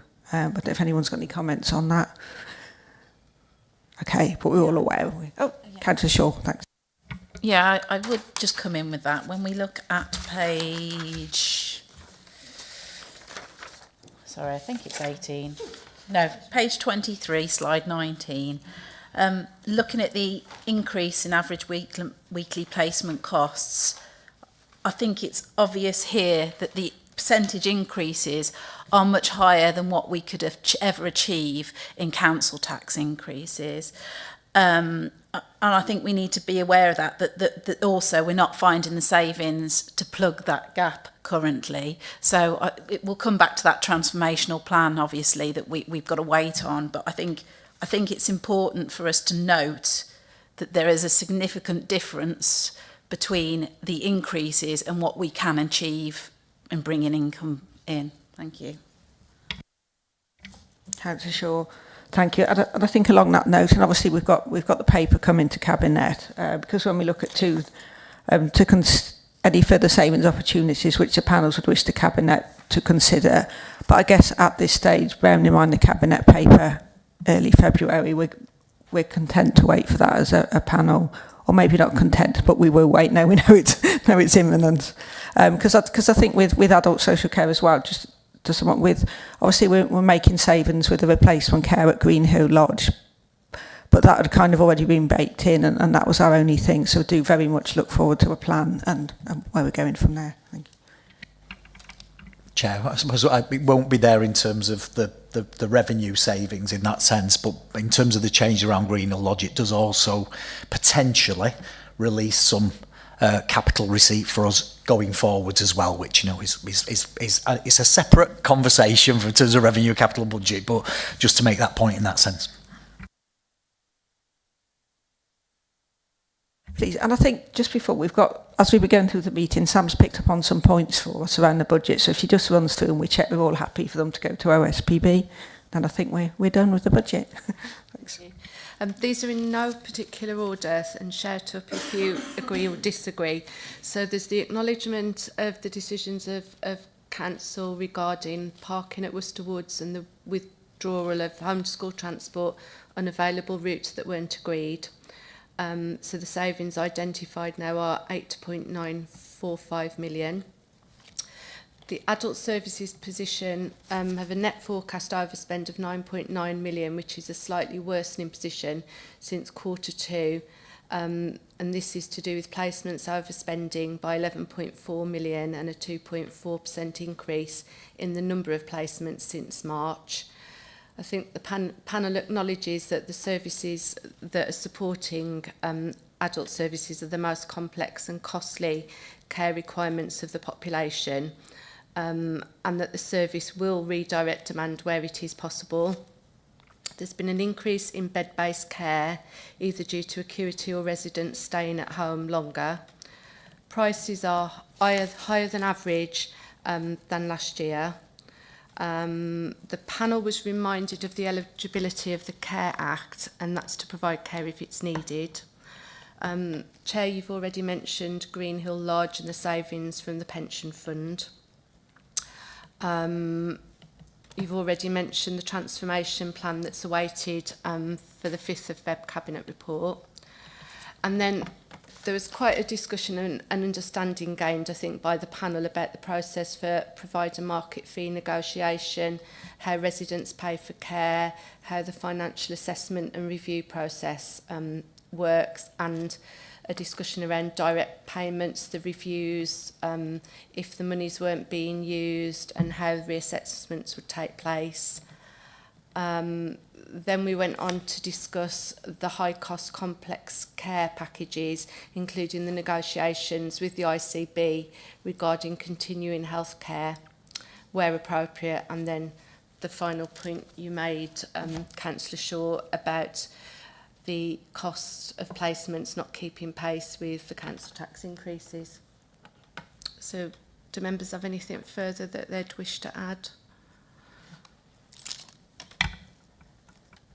Okay, thank you everyone for your time on the budget. So next, if we move on to agenda item 6, it's adult social care local account, and Kerry is going to talk us through. Thank you, Chair. I'm just going to lead us off in terms of an introduction to this particular item. Thank you. Just chatting with Kerry and others earlier, really, and last week. And I think this is probably the first time in recent years that the local account has come via scrutiny panel, and I've gotten some nods there from Sam as well, which is reassuring that I'm not misleading the committee in that sense. I think previously local accounts have passed through the senior leadership team process and then into cabinet, and that's been the noting of the local account. The local account is actually a requirement that's placed on the local authority to give a state of the nation look, really, and looking back, because obviously we can only do that once the year is complete, in terms of what adult social care has delivered to the local population in that particular year. So it just gives a rundown, really, and as I say, a state of the nation in relation to adult social care delivery. And this particular report obviously relates to the 2024-2025 period of time. I think for the committee, it's really just, we're asking the committee to consider the 24-25 local account and determine whether there are any suggestions for additional requirements or changes for the 2025-26 local account, and whether any further information or scrutiny on a particular topic that might be picked up via this local account item for future scrutiny committee meetings. So I'll say no more than that. The report stands for itself, but that was the background in terms of why we've arrived at presenting the local account to scrutiny on this occasion. And I think in our minds as well, it was an opportunity really for you to look back at 24-25 and perhaps give a further briefing to any new committee members in terms of adult social care business and what we deliver. Thank you.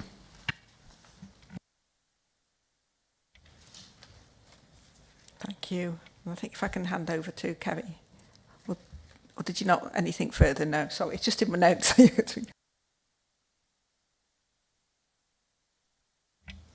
Okay, so I think moving on, we have some questions and comments, and I think if I can start with Councillor Morris.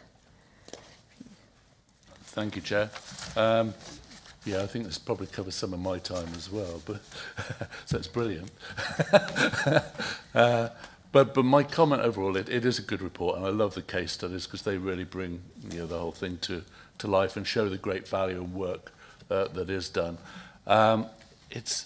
It's sort of page 45, but it's scattered throughout, where we wrap things up. We will continue to work with key partners to embed preventative approaches. We will continue to robustly manage safeguarding concerns. I'd like more kind of metrics, more tangible goals in what we're trying to do. Don't want to go as far as KPIs probably, but something that really itemizes the action that we're going to take and when we're looking to do it by. So it becomes more purposeful instead of kind of grand, nice statements in the whole thing. But otherwise, it's very good, and keep up the great work. Thank you, Councillor Morris, and noted. Absolutely. I think Councillor Pingree as well, you had on a similar theme. Thanks. Yeah, mine is, again, thank you, Chair, as well. Very similar, and it's a brilliant report. I also really enjoyed the case studies and the previous report as well. I have utmost respect and sympathy for your entire team, because I think you are doing a brilliant job based on the resources that you have, and especially things like the cost of care for the over 65s being £300 lower than the national average. I think it's amazing what you folks are capable of.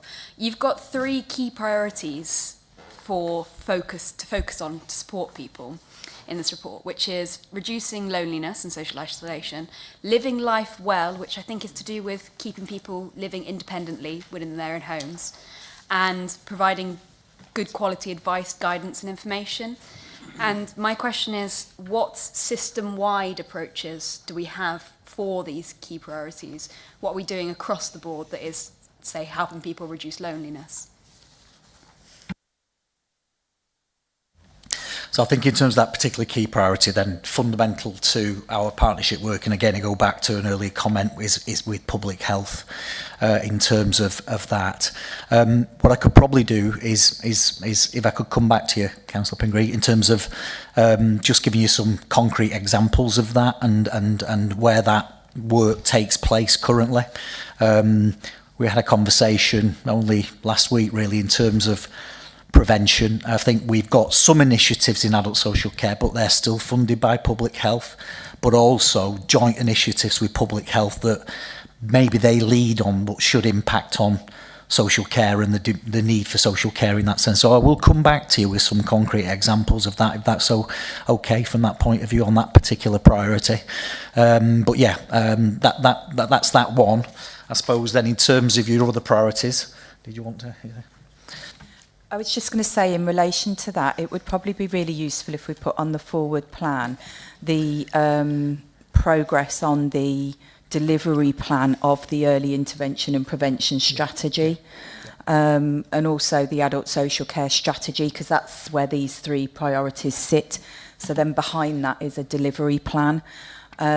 So we can certainly bring some information in terms of, you know, where we've made progress and where we haven't and why. But certainly, yes, a lot of those initiatives are public health funded, but there is much more, you know, we are doing within adult social care to work through kind of the prevention elements within the resources we've got. And I gave you an example earlier on around the support workers, which are public health funded, but within the neurodiversity service within adults, which will be absolutely key to supporting young people to access the community, strive for employment, working alongside our colleagues in communities who do a huge amount of work around skills and connecting to work and employment, etc. And then kind of the advice and guidance and information is linked into the better care support that we talked about earlier, and making sure that people get that really good quality information through web access. But we're also doing a piece of work where we're recognising some individuals won't use web access and how we target that support. And there's a plan for that. I can't remember the tagline for the plan. I think it's called Caring Well Initiative, but don't quote me on that. We can get you some information. And that's just started, and it's where we're going to be holding some sessions mostly within local libraries, so that people can come to surgeries and receive that advice and information up front. But in some of those libraries, we'll also have my social work teams. So we'll be looking at then how we can link in to direct contact if people have really quite urgent and complex needs at the same time. So we're doing a joined up piece of work between adult and communities there. And just to add to what Kerry's just said, really, on that information advice piece, then often we concentrate our efforts in terms of information advice at a very early stage at the front door in terms of what advice people are given. We have a small team that will outreach to people from that front door to try and address the particular issue that people have more immediately, and again, hopefully then that they don't have a longer term need for care and support.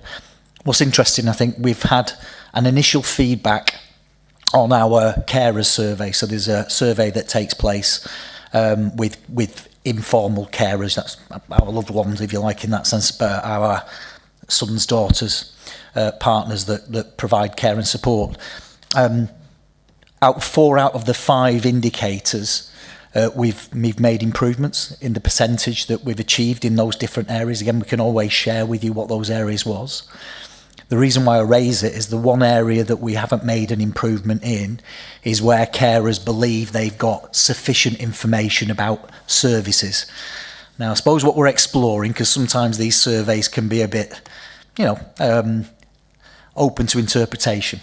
Is that services in general, or is it about services for adult social care? And so we're going to do a piece of work that says, what is that? Why haven't we made that improvement? We've invested heavily. You heard before about the better care work at the front door, etc. So why is that not visible to our carers population? And what can we do to better improve that into the future?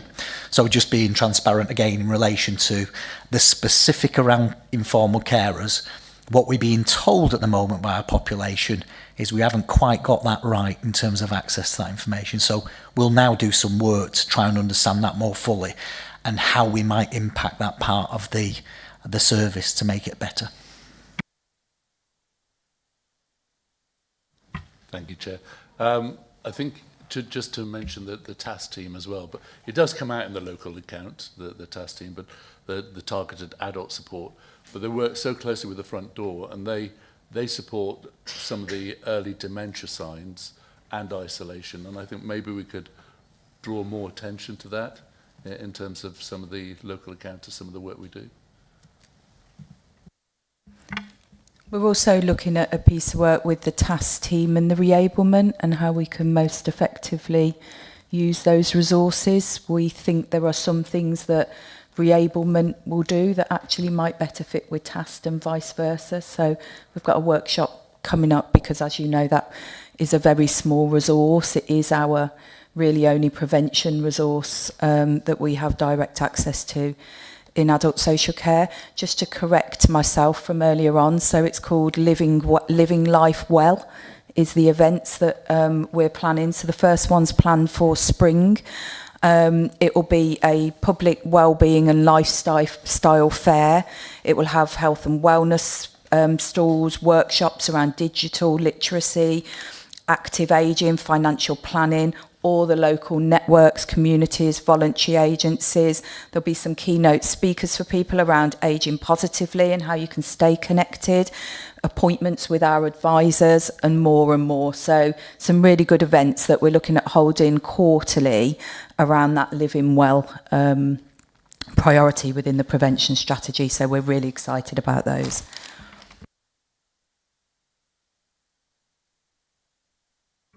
Thank you. And just to come back again before moving on, I suppose in terms of, Kerry's already mentioned it, but I just wanted to note really that because we've got communities as part of the Adults and Communities Directorate, an awful lot of work does go on to meet wider population needs as much as the people that will require an adult social care service. So Kerry alluded to the fact there about our employment approach going forward through that service in more generally, but it would potentially touch on our adult our population that is in adult social care service. So we're trying to all the time meet our absolute statutory requirements, but also try and, deliver on that preventive front through other services as well as public health and communities to make the best of the joint resource that we've got available, really. Thank you. Thanks. I think I've got a number of hands, but I think I've got Councillor Bow next. Thank you, Chair. I just want to join up and possibly answer to the question from Councillor Pinegri earlier about what we are doing to tackle social isolation and ageing well.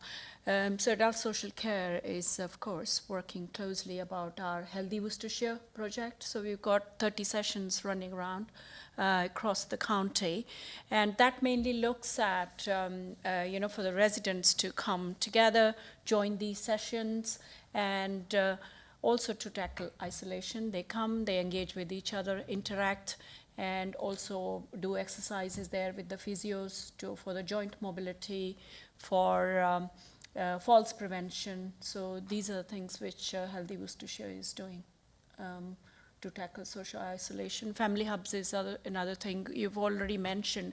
Gary has mentioned about living well. So, especially with our aging population, how digital exclusion and all those issues can be tackled. I think Councillor Ecott, would you like to comment on that? Was that specific? Yeah, thanks. Thank you, Chair. Thank you, Councillor Bell. Yes, Healthy Worcestershire, we've got it running across, obviously, Worcestershire. We've got 5 sessions in Redditch, which is working really well. And we're finding that it's people who are lonely, people who are on their own. So what I've started up in my constituency is a community hub once a week where people can come in, have coffee, talk, sit, go through their problems, whatever they want to do or talk about, and we're going to start rolling that one out. The other one is memory caps, for obviously people who've got dementia or starting with it.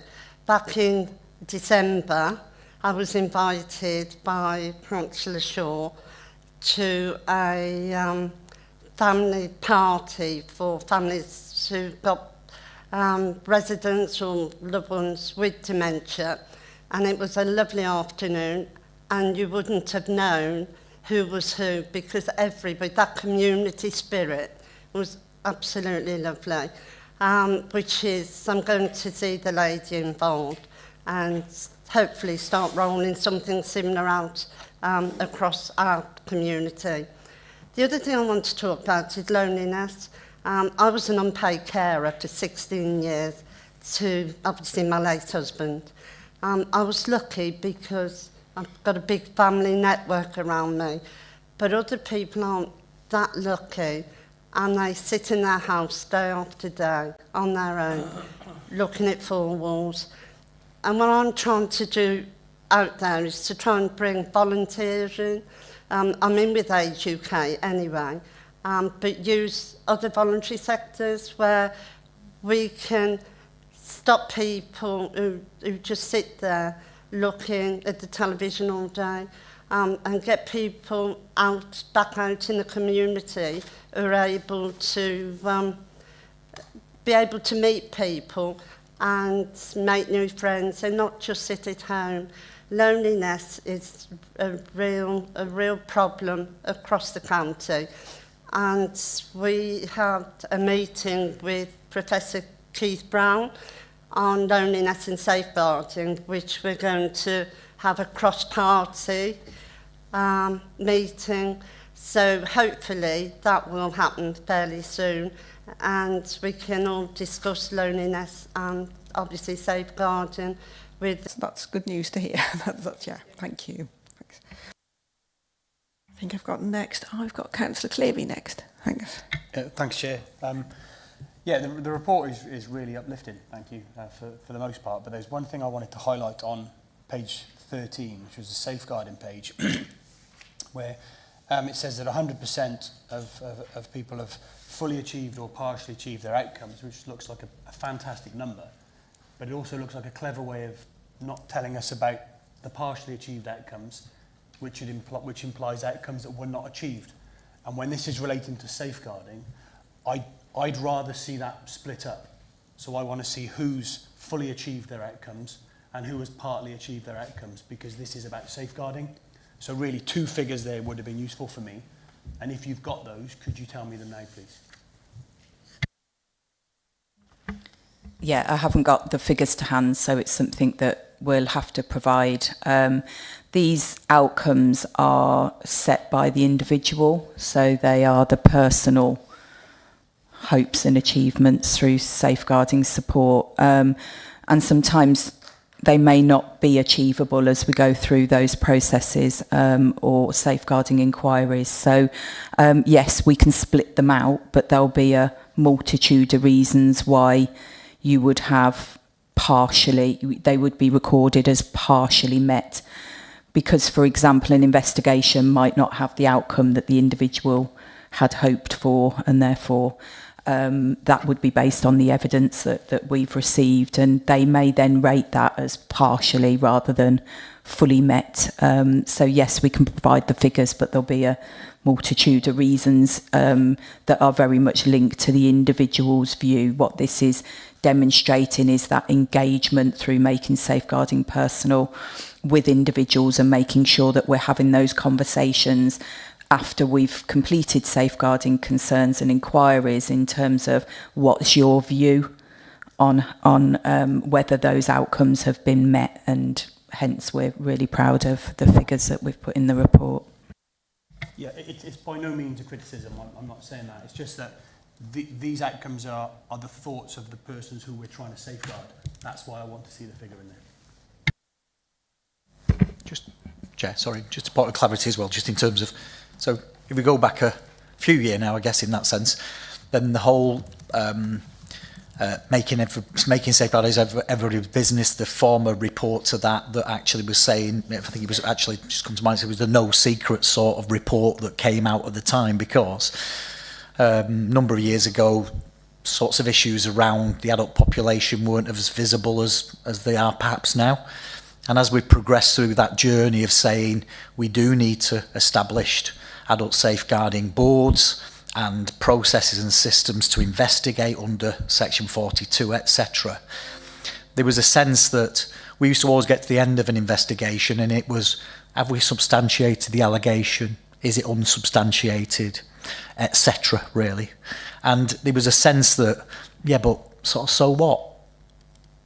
That's a system sort of response, but what about the individual? And it's very much what then Kerry alluded to through ADAS and other initiatives. Then we moved into a more making safeguarding personal. So what does it mean for the individual? And that's where we arrived then at those sorts of outcomes, as opposed to just outcomes from a process in terms of outcomes, an impact on an individual. But we take your point in terms of, disaggregating that information and being presented in that way. Thank you. And I think also to mention, obviously at the March meeting, we've got delivery of the adult safeguarding model paper coming forward as well, which would be helpful. Thank you. Okay, I think I've got Councillor Cross next. Thank you, Chair. Yeah, thank you for this report. Always good to see information, and glad it's being shared wider, through scrutiny, not just through Cabinet. Hat tip there, thank you. Got 3 questions, please. 2 relating to slide 11, activity data. I note around 30 to 40% of our event outcomes are roughly blank. Just wondering if that could be explained or just give us an idea as to why that is. And the second question on slide 11 is how many people received an annual review of their care and support needs last year versus this year? I noticed a downward trend arrow, but no comparative figure. And then third question I'll ask later.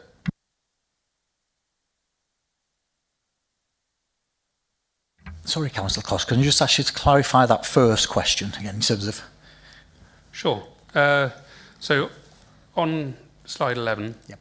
the 50% and downwards arrow, would it help if I picked up the piece of paper and said, this one here is giving me a few question marks, not least, there's 50%, and then in the text it talks about 30 to 40% blank. I'm just a little bit sort of scratching my head on that one.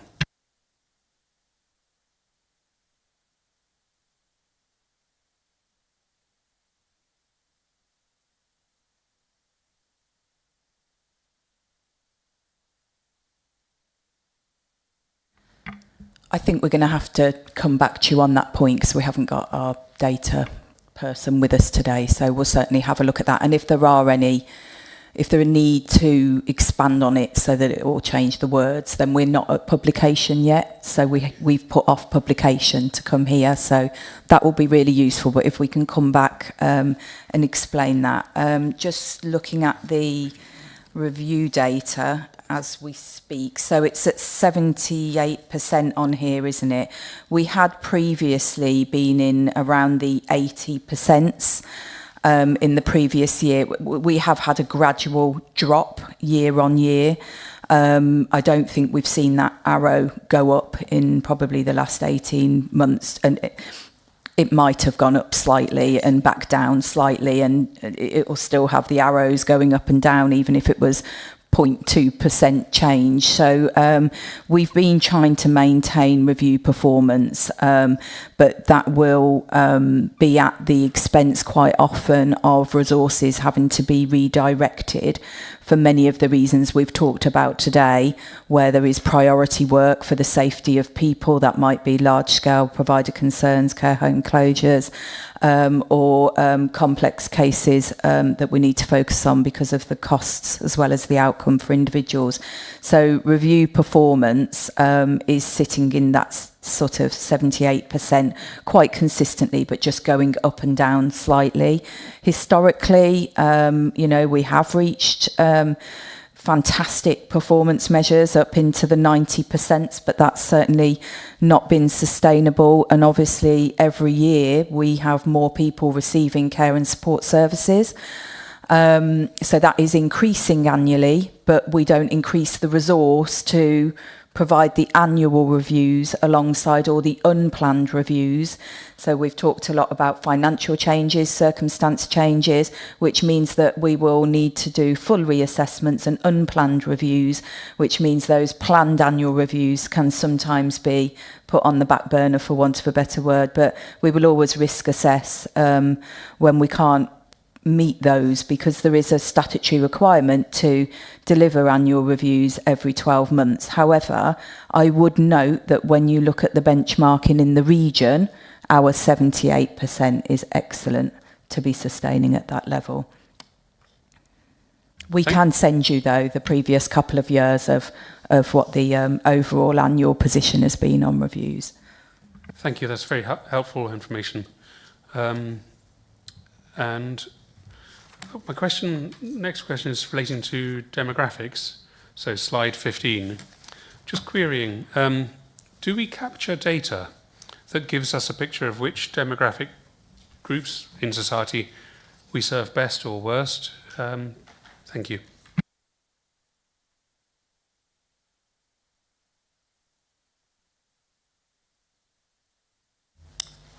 I don't think we do in adult social care from that point of view. We'll know the sorts of numbers of people that we serve. We could make a judgment about maybe using GSNA information for public health, that are we meeting I don't know, so let's take the cohort of people with the dementia, for example. So how many people do we serve? How many people does the GSNA tell us that are currently resident in Worcestershire or may well have a diagnosis of dementia in that sense? So we could maybe look at a sort of a proxy sort of estimate of, actually there's 100 people, and there's 100 people with dementia, but actually we're only serving 25 people. Then we could do that, but we don't readily have that information available in terms of where we target our resource. I think one of the other key inspection focus from CQC, which we've now had in terms of the on-site visit, we're waiting for the draft report, was very much focusing on how do we, in terms of equality, diversity and inclusion, how well do we deliver on that?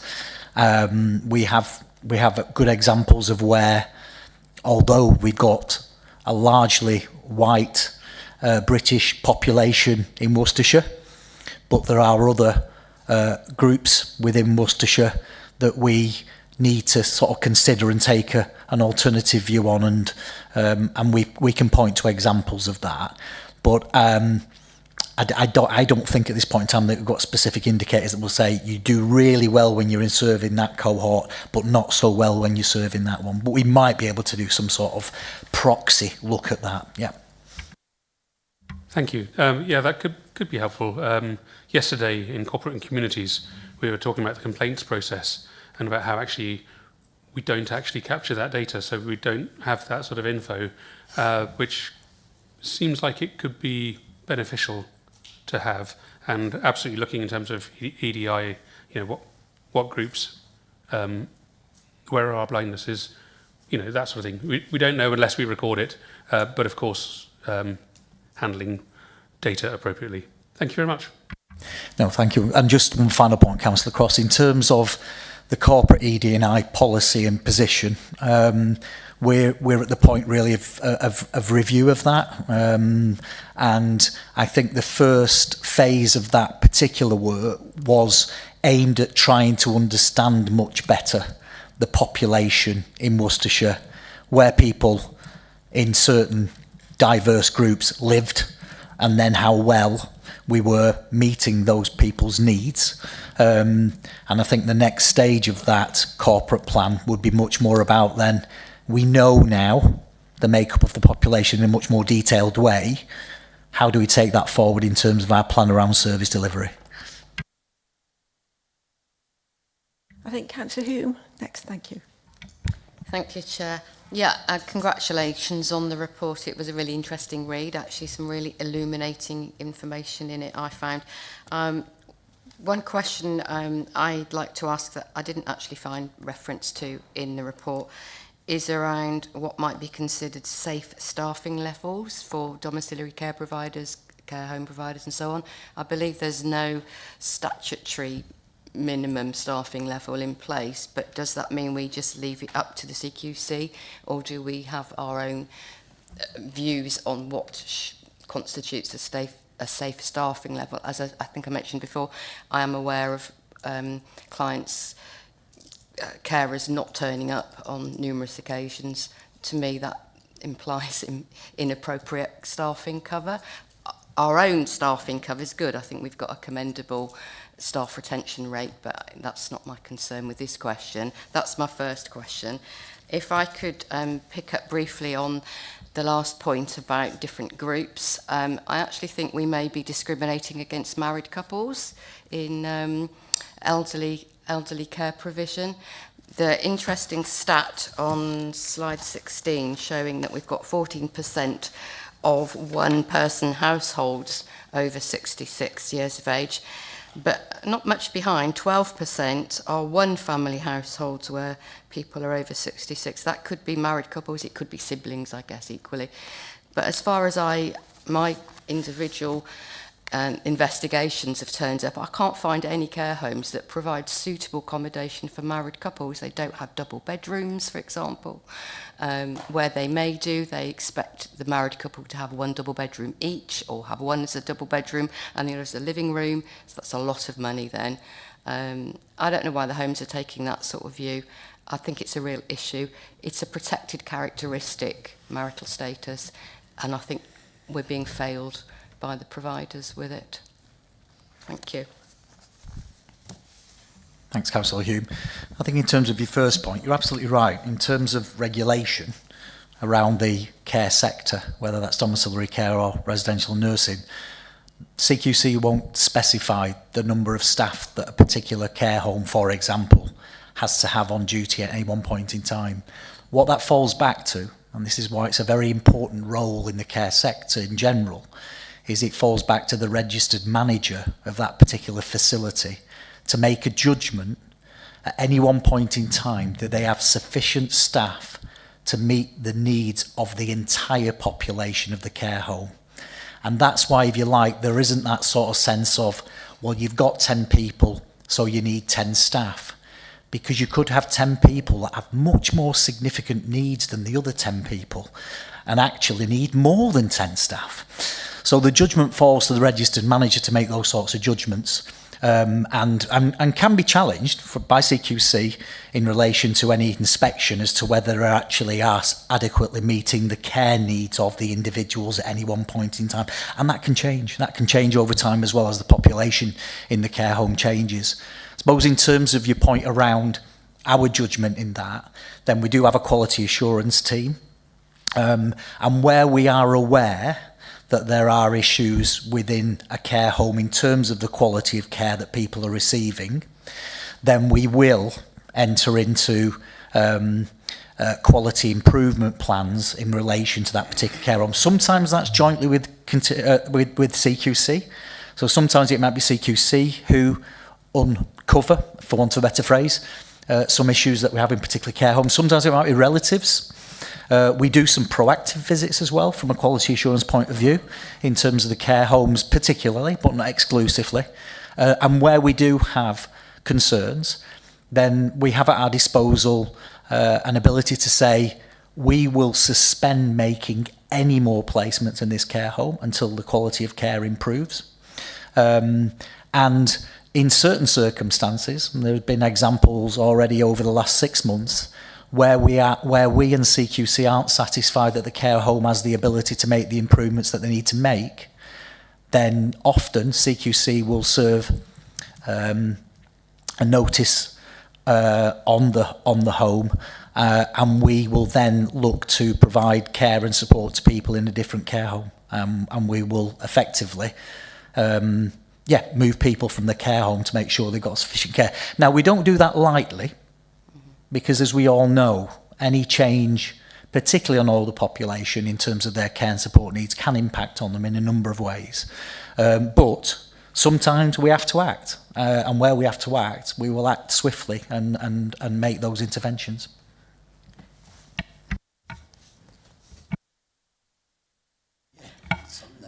And domiciliary staffing levels, domiciliary care providers? So, slightly different matter, I suppose, in terms of domiciliary care. There's still the registered managers in place, and they still need to make a judgment about whether they're actually meeting the requirements of the individuals that they're serving. Again, where if there are missed calls, for whatever reason that is, whether it is an insufficient staffing level or whether it's been mistakes in the rostering of calls to people, for whatever reason, then again we will intervene in those situations to, well, quality assure ourselves what the issue is. Have they put it right? Can they make sure it avoids happening again, etc. So again, it's a similar approach with domiciliary care providers through our quality assurance team, really. And again, ultimately, if we're not satisfied that that care provider can continue to operate to a level and a standard that we require, then we can look to provide care and support needs to those individuals via another provider should that need to be the case. But again, some of that work will often be in conjunction with CQC.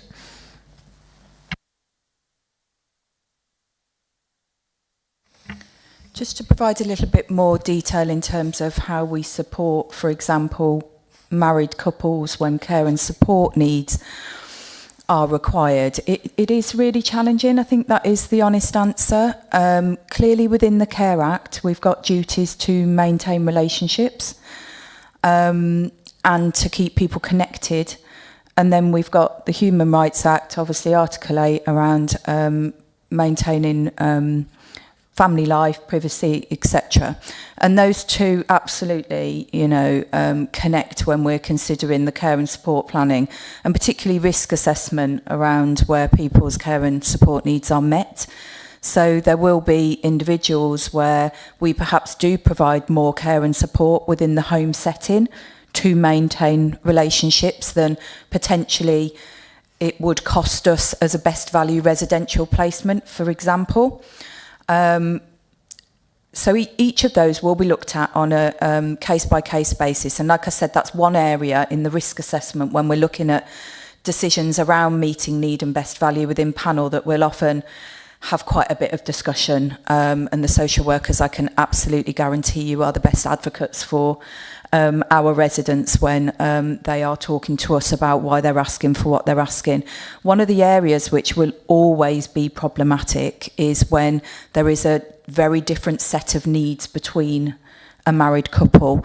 So we may get a request for husband to join wife in a specific care home, but that care home won't have the registration to meet the needs of that person.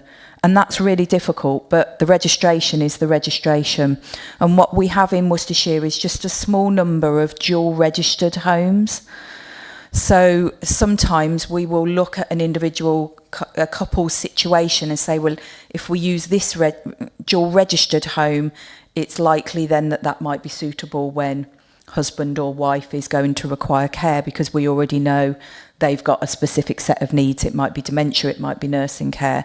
But it is really difficult when we're having to communicate to families that this isn't an option because the registration isn't suitable. We can't place someone in a nursing home that hasn't got nursing needs and vice versa. In terms of shared rooms, care homes have really moved away from that.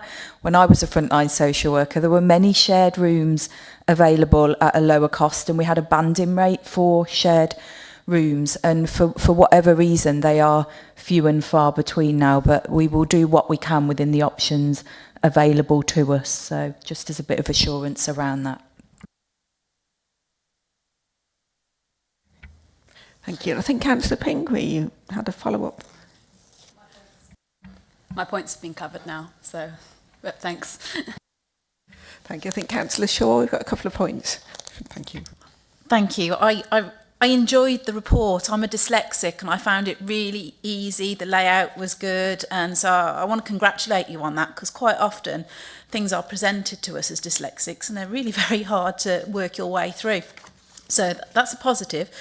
But on one side, on page 18 of the report, equity, diversity and inclusion, I just want to note that there's some really good stuff in there, and I'm not saying we shouldn't be doing this. We are committed and proud to support the Moving Up programme, which supports Black and Asian colleagues. Now, I would like to think that we have similar things in place for other demographics, people with disabilities, people with neurodivergences like myself, who might find going for promotion or having a change in role anxiety-inducing, a difficult step to make, but actually they would be very good at the job if they are given the opportunities to. So if we could just perhaps change the wording to make it more inclusive. I note that Mark's closing comments are very inclusive, and I like your closing comments a lot, but I just don't want to make something seem like it's just for two particular groups of the community. Does that make sense? Thank you. Yeah, absolutely. We'll take that on board. There will be the publication of the council's annual ED&I report, which is so broad in terms of, you know, all residents and the work that we were doing. This is a really small snapshot in the local account of some of those things. And you're right, you know, we have pulled out specific examples, I suppose, but we'll absolutely take that on board, and I'm sure you'll have assurance when we publish the council's ED&I annual report that you will see an absolute breadth of support there. And Chair, if I could just add to that, in terms of the specific issue around employment and support and opportunities from that point of view, it probably won't come through here by way of reporting, but we've already alluded to the fact that in communities there's a significant piece of work that we're engaging with now around skills and employment and Department of Work and Pensions, and that is very much looking at a much more diverse population and how we can support people back into employment or to remain in employment if, by virtue of the fact that they have additional need, the person has additional needs, that doesn't disadvantage them in its broadest sense. So, you know, that's a specific on the employment front at least anyway. But sometimes it's not as visible because it doesn't probably come via this committee. But yeah.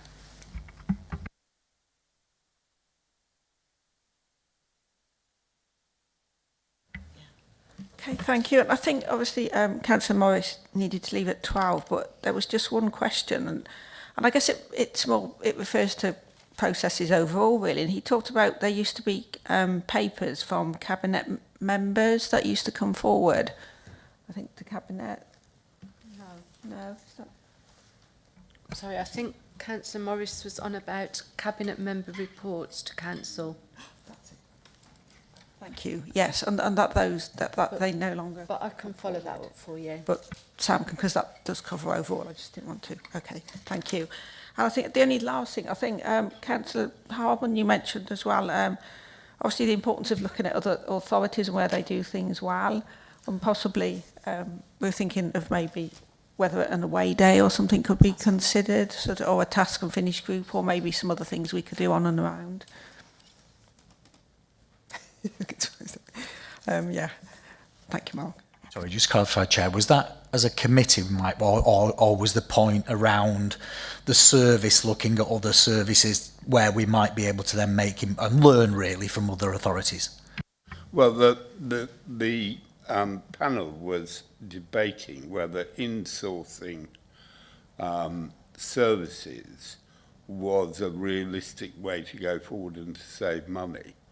And I suggested that possibly Derbyshire might be the place to go and have a look at, because one, of course, you started your career there, but secondly, they still have a considerable raft of in-house services. But I mean, I'm personally not convinced it's the way to go. but I do think there's a bit where we're not looking at different models enough. And so I looked at, I suggested that Gloucestershire is an interesting model because they are much more integrated, in my view, with their health colleagues. And if you look at what Worcestershire is saying about health moving to the community, that in theory will be having a considerable impact on GP services. But I suspect the real impact will be on social care services for the county. And those are all fair points, Councillor Hardman. And you're right, I did start my career in Derbyshire, and I think it was from, I'm showing my age now, aren't I? But from the 80s, mid-80s. And the council leadership at the time was absolutely committed to in-house provision. And in fact, I think at the time, not charging for meals on wheels, or the charge not going above 35 pence for a community meal as it was at the time. So I'm sure that the provision as it is now is a legacy, even in fact of all those years ago, I guess, in that sense. Although I think they might have actually divested themselves of some of their residential provision at the time because of the NHS and Community Care Act as it was then that came in, and a requirement to spend 80% of the new monies for community care in the private independent sector. So that sort of was often a drive away from in-house provision. But it's a fair point. I know we maybe shouldn't just be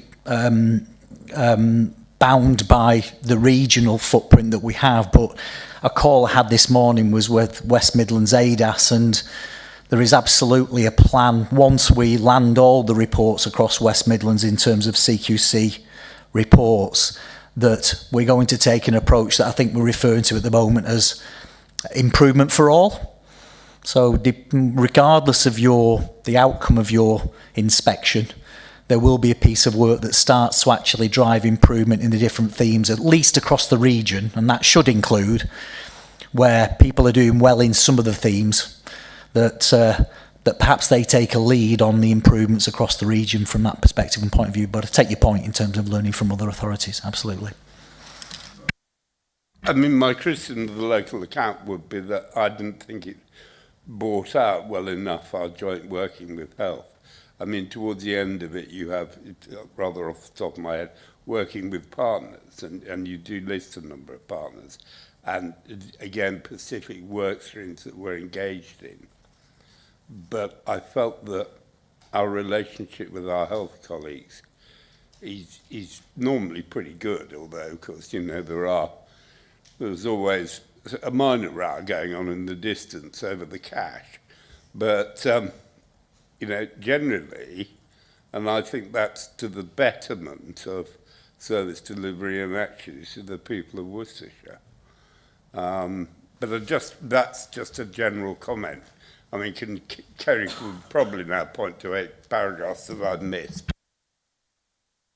No, and that, again, fair comment, Councillor Hardman, from that point of view, and we probably do need to think about how we pull that work out with health and make that more visible.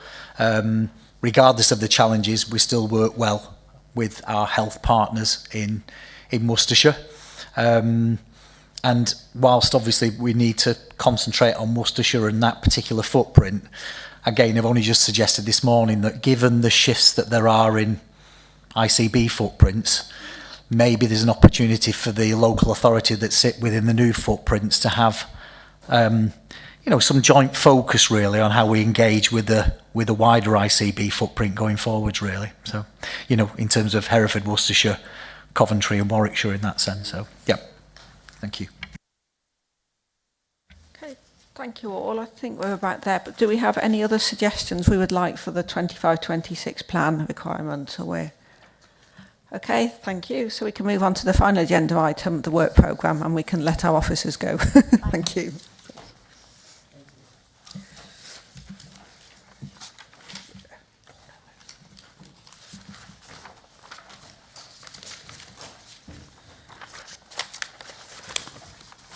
And so I think with obviously looking at the work programme for March, we've got quite a few items in.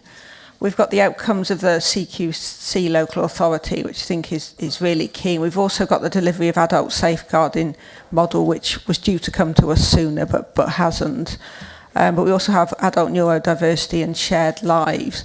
So I would like to propose that we keep CQC local authority inspection and delivery of adult safeguarding model on the agenda, along with the quarterly performance monitoring, and allow adult neurodiversity and shared lives to May. Otherwise, I think we're going to have too large an agenda and don't debate them. And Councillor Edmonds, thank you. Yeah, thanks for that, Chair. Just basically thinking about this report on transference that's been mentioned to come out in February. Perhaps that's something we should really get listed. Yes, I think the general transformation and the focus with it on adult care to add to possibly... Okay. Yeah, to add to the work programme, definitely, because we haven't had one yet, so it would be good. And is everyone happy with that? And that for the other thing I guess I thought we do need to do is a really good refresher of the Scrutiny work programme, and I'd like to think we could squeeze that in at the next meeting, if everyone's happy. So we have quite a lot of items which sort of precede many of us, so it'd be good to, But does anyone have any other things they'd like to add? And I think Councillor Edmonds maybe task and there was finish. one thing. I mean, I've sat through here and asked no questions, really. I'm absolutely amazed at the level of competence. It's just phenomenal, the report that was given. I think everybody here has said that today. And I try not to say something if it's not going to add to the results. So I listen to my colleagues and to the officers as well. But the one thing that jumps out at me every time really is probably just to go beneath the covers. We've used the term deep dive, and I really think one of the things we could do probably as a panel is look at perhaps doing a deep dive in some of these areas that we could focus on. I think it's a massive task, but it's a massive budget. And I do think we owe it to ourselves and the residents really to look a bit deeper at some of these areas, which could take time away from officers at the moment. So I think we're probably well placed to do that, and I'd be quite happy to offer my time, at least, if we looked into this matter. And there's a lot of experience on this panel across party, and obviously I think we could do a good job. All right. Thank you. Sorry, is that something we're all happy with? And I guess just checking with Sam, that does feed in. So I know OSPB were looking at task and finish, but I guess there isn't any reason why we couldn't have one at this panel. I think it's something to talk about offline, what subject areas and how it would be handled and dealt with, probably for agenda planning for you, Chair. If that would be meet favour with the panel members.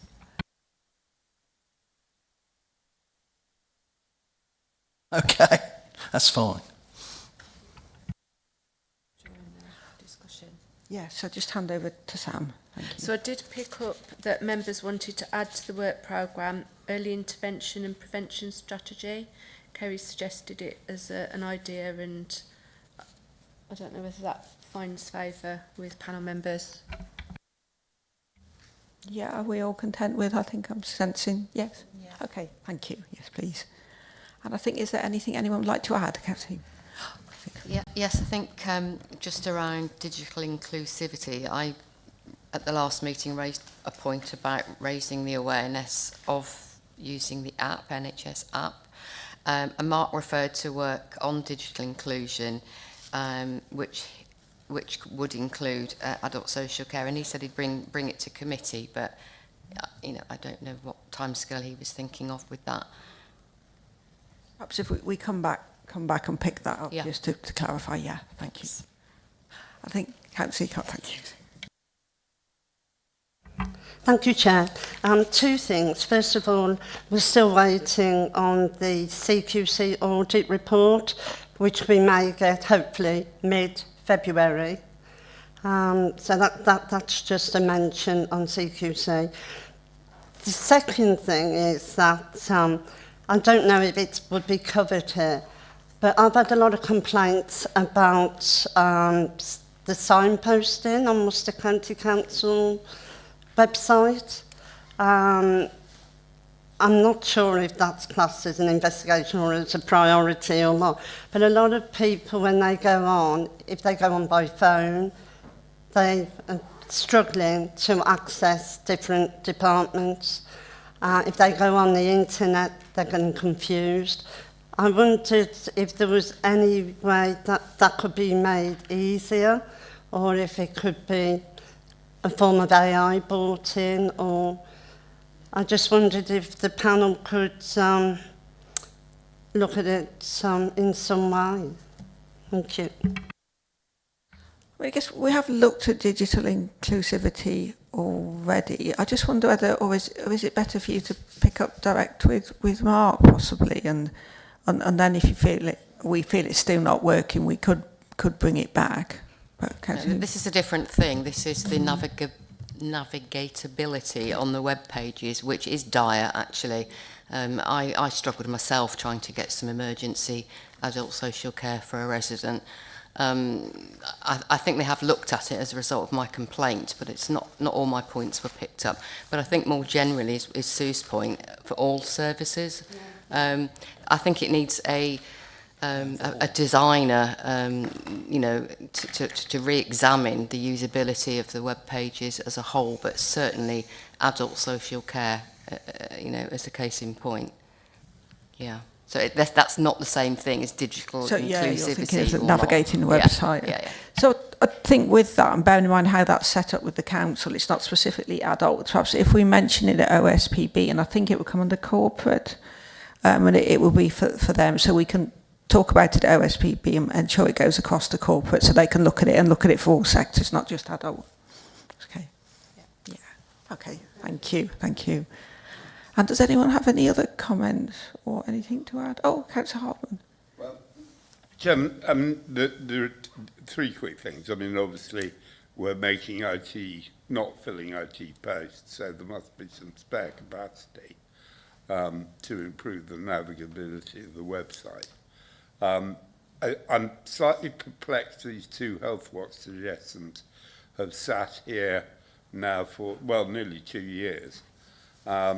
And I suspect either we do something with them or we tell Health Watch to that we're not going to do anything with it. The effectiveness of the three conversations and the co-production piece, which I'm not surprised they're quite keen on. But if we were going to deep dive into something, and I'm quite in favour of that, judging by what Councillor Michelle Holmes has said, and following that comment, it strikes me that we're looking for reassurance that the commissioning process is effective for the individual. Now, whether that's something we would look into and see actually the pathway that it took, I don't know whether that's an idiotic suggestion or not. Normally I find it better, like the gentleman at the end, to keep one's mouth shut and to be thought as plot rather than to remove all doubt.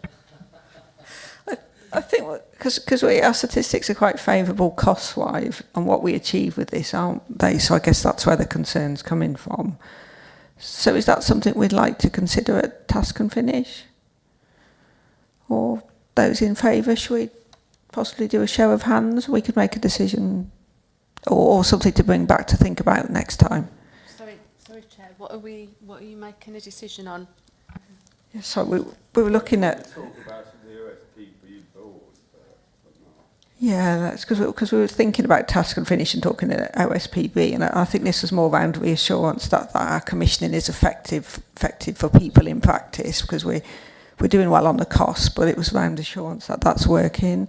So but if you could add that, you could decide to add that to the work programme and then schedule it at a future meeting if that's what you're thinking. So, yeah, that's fine by me. Yeah.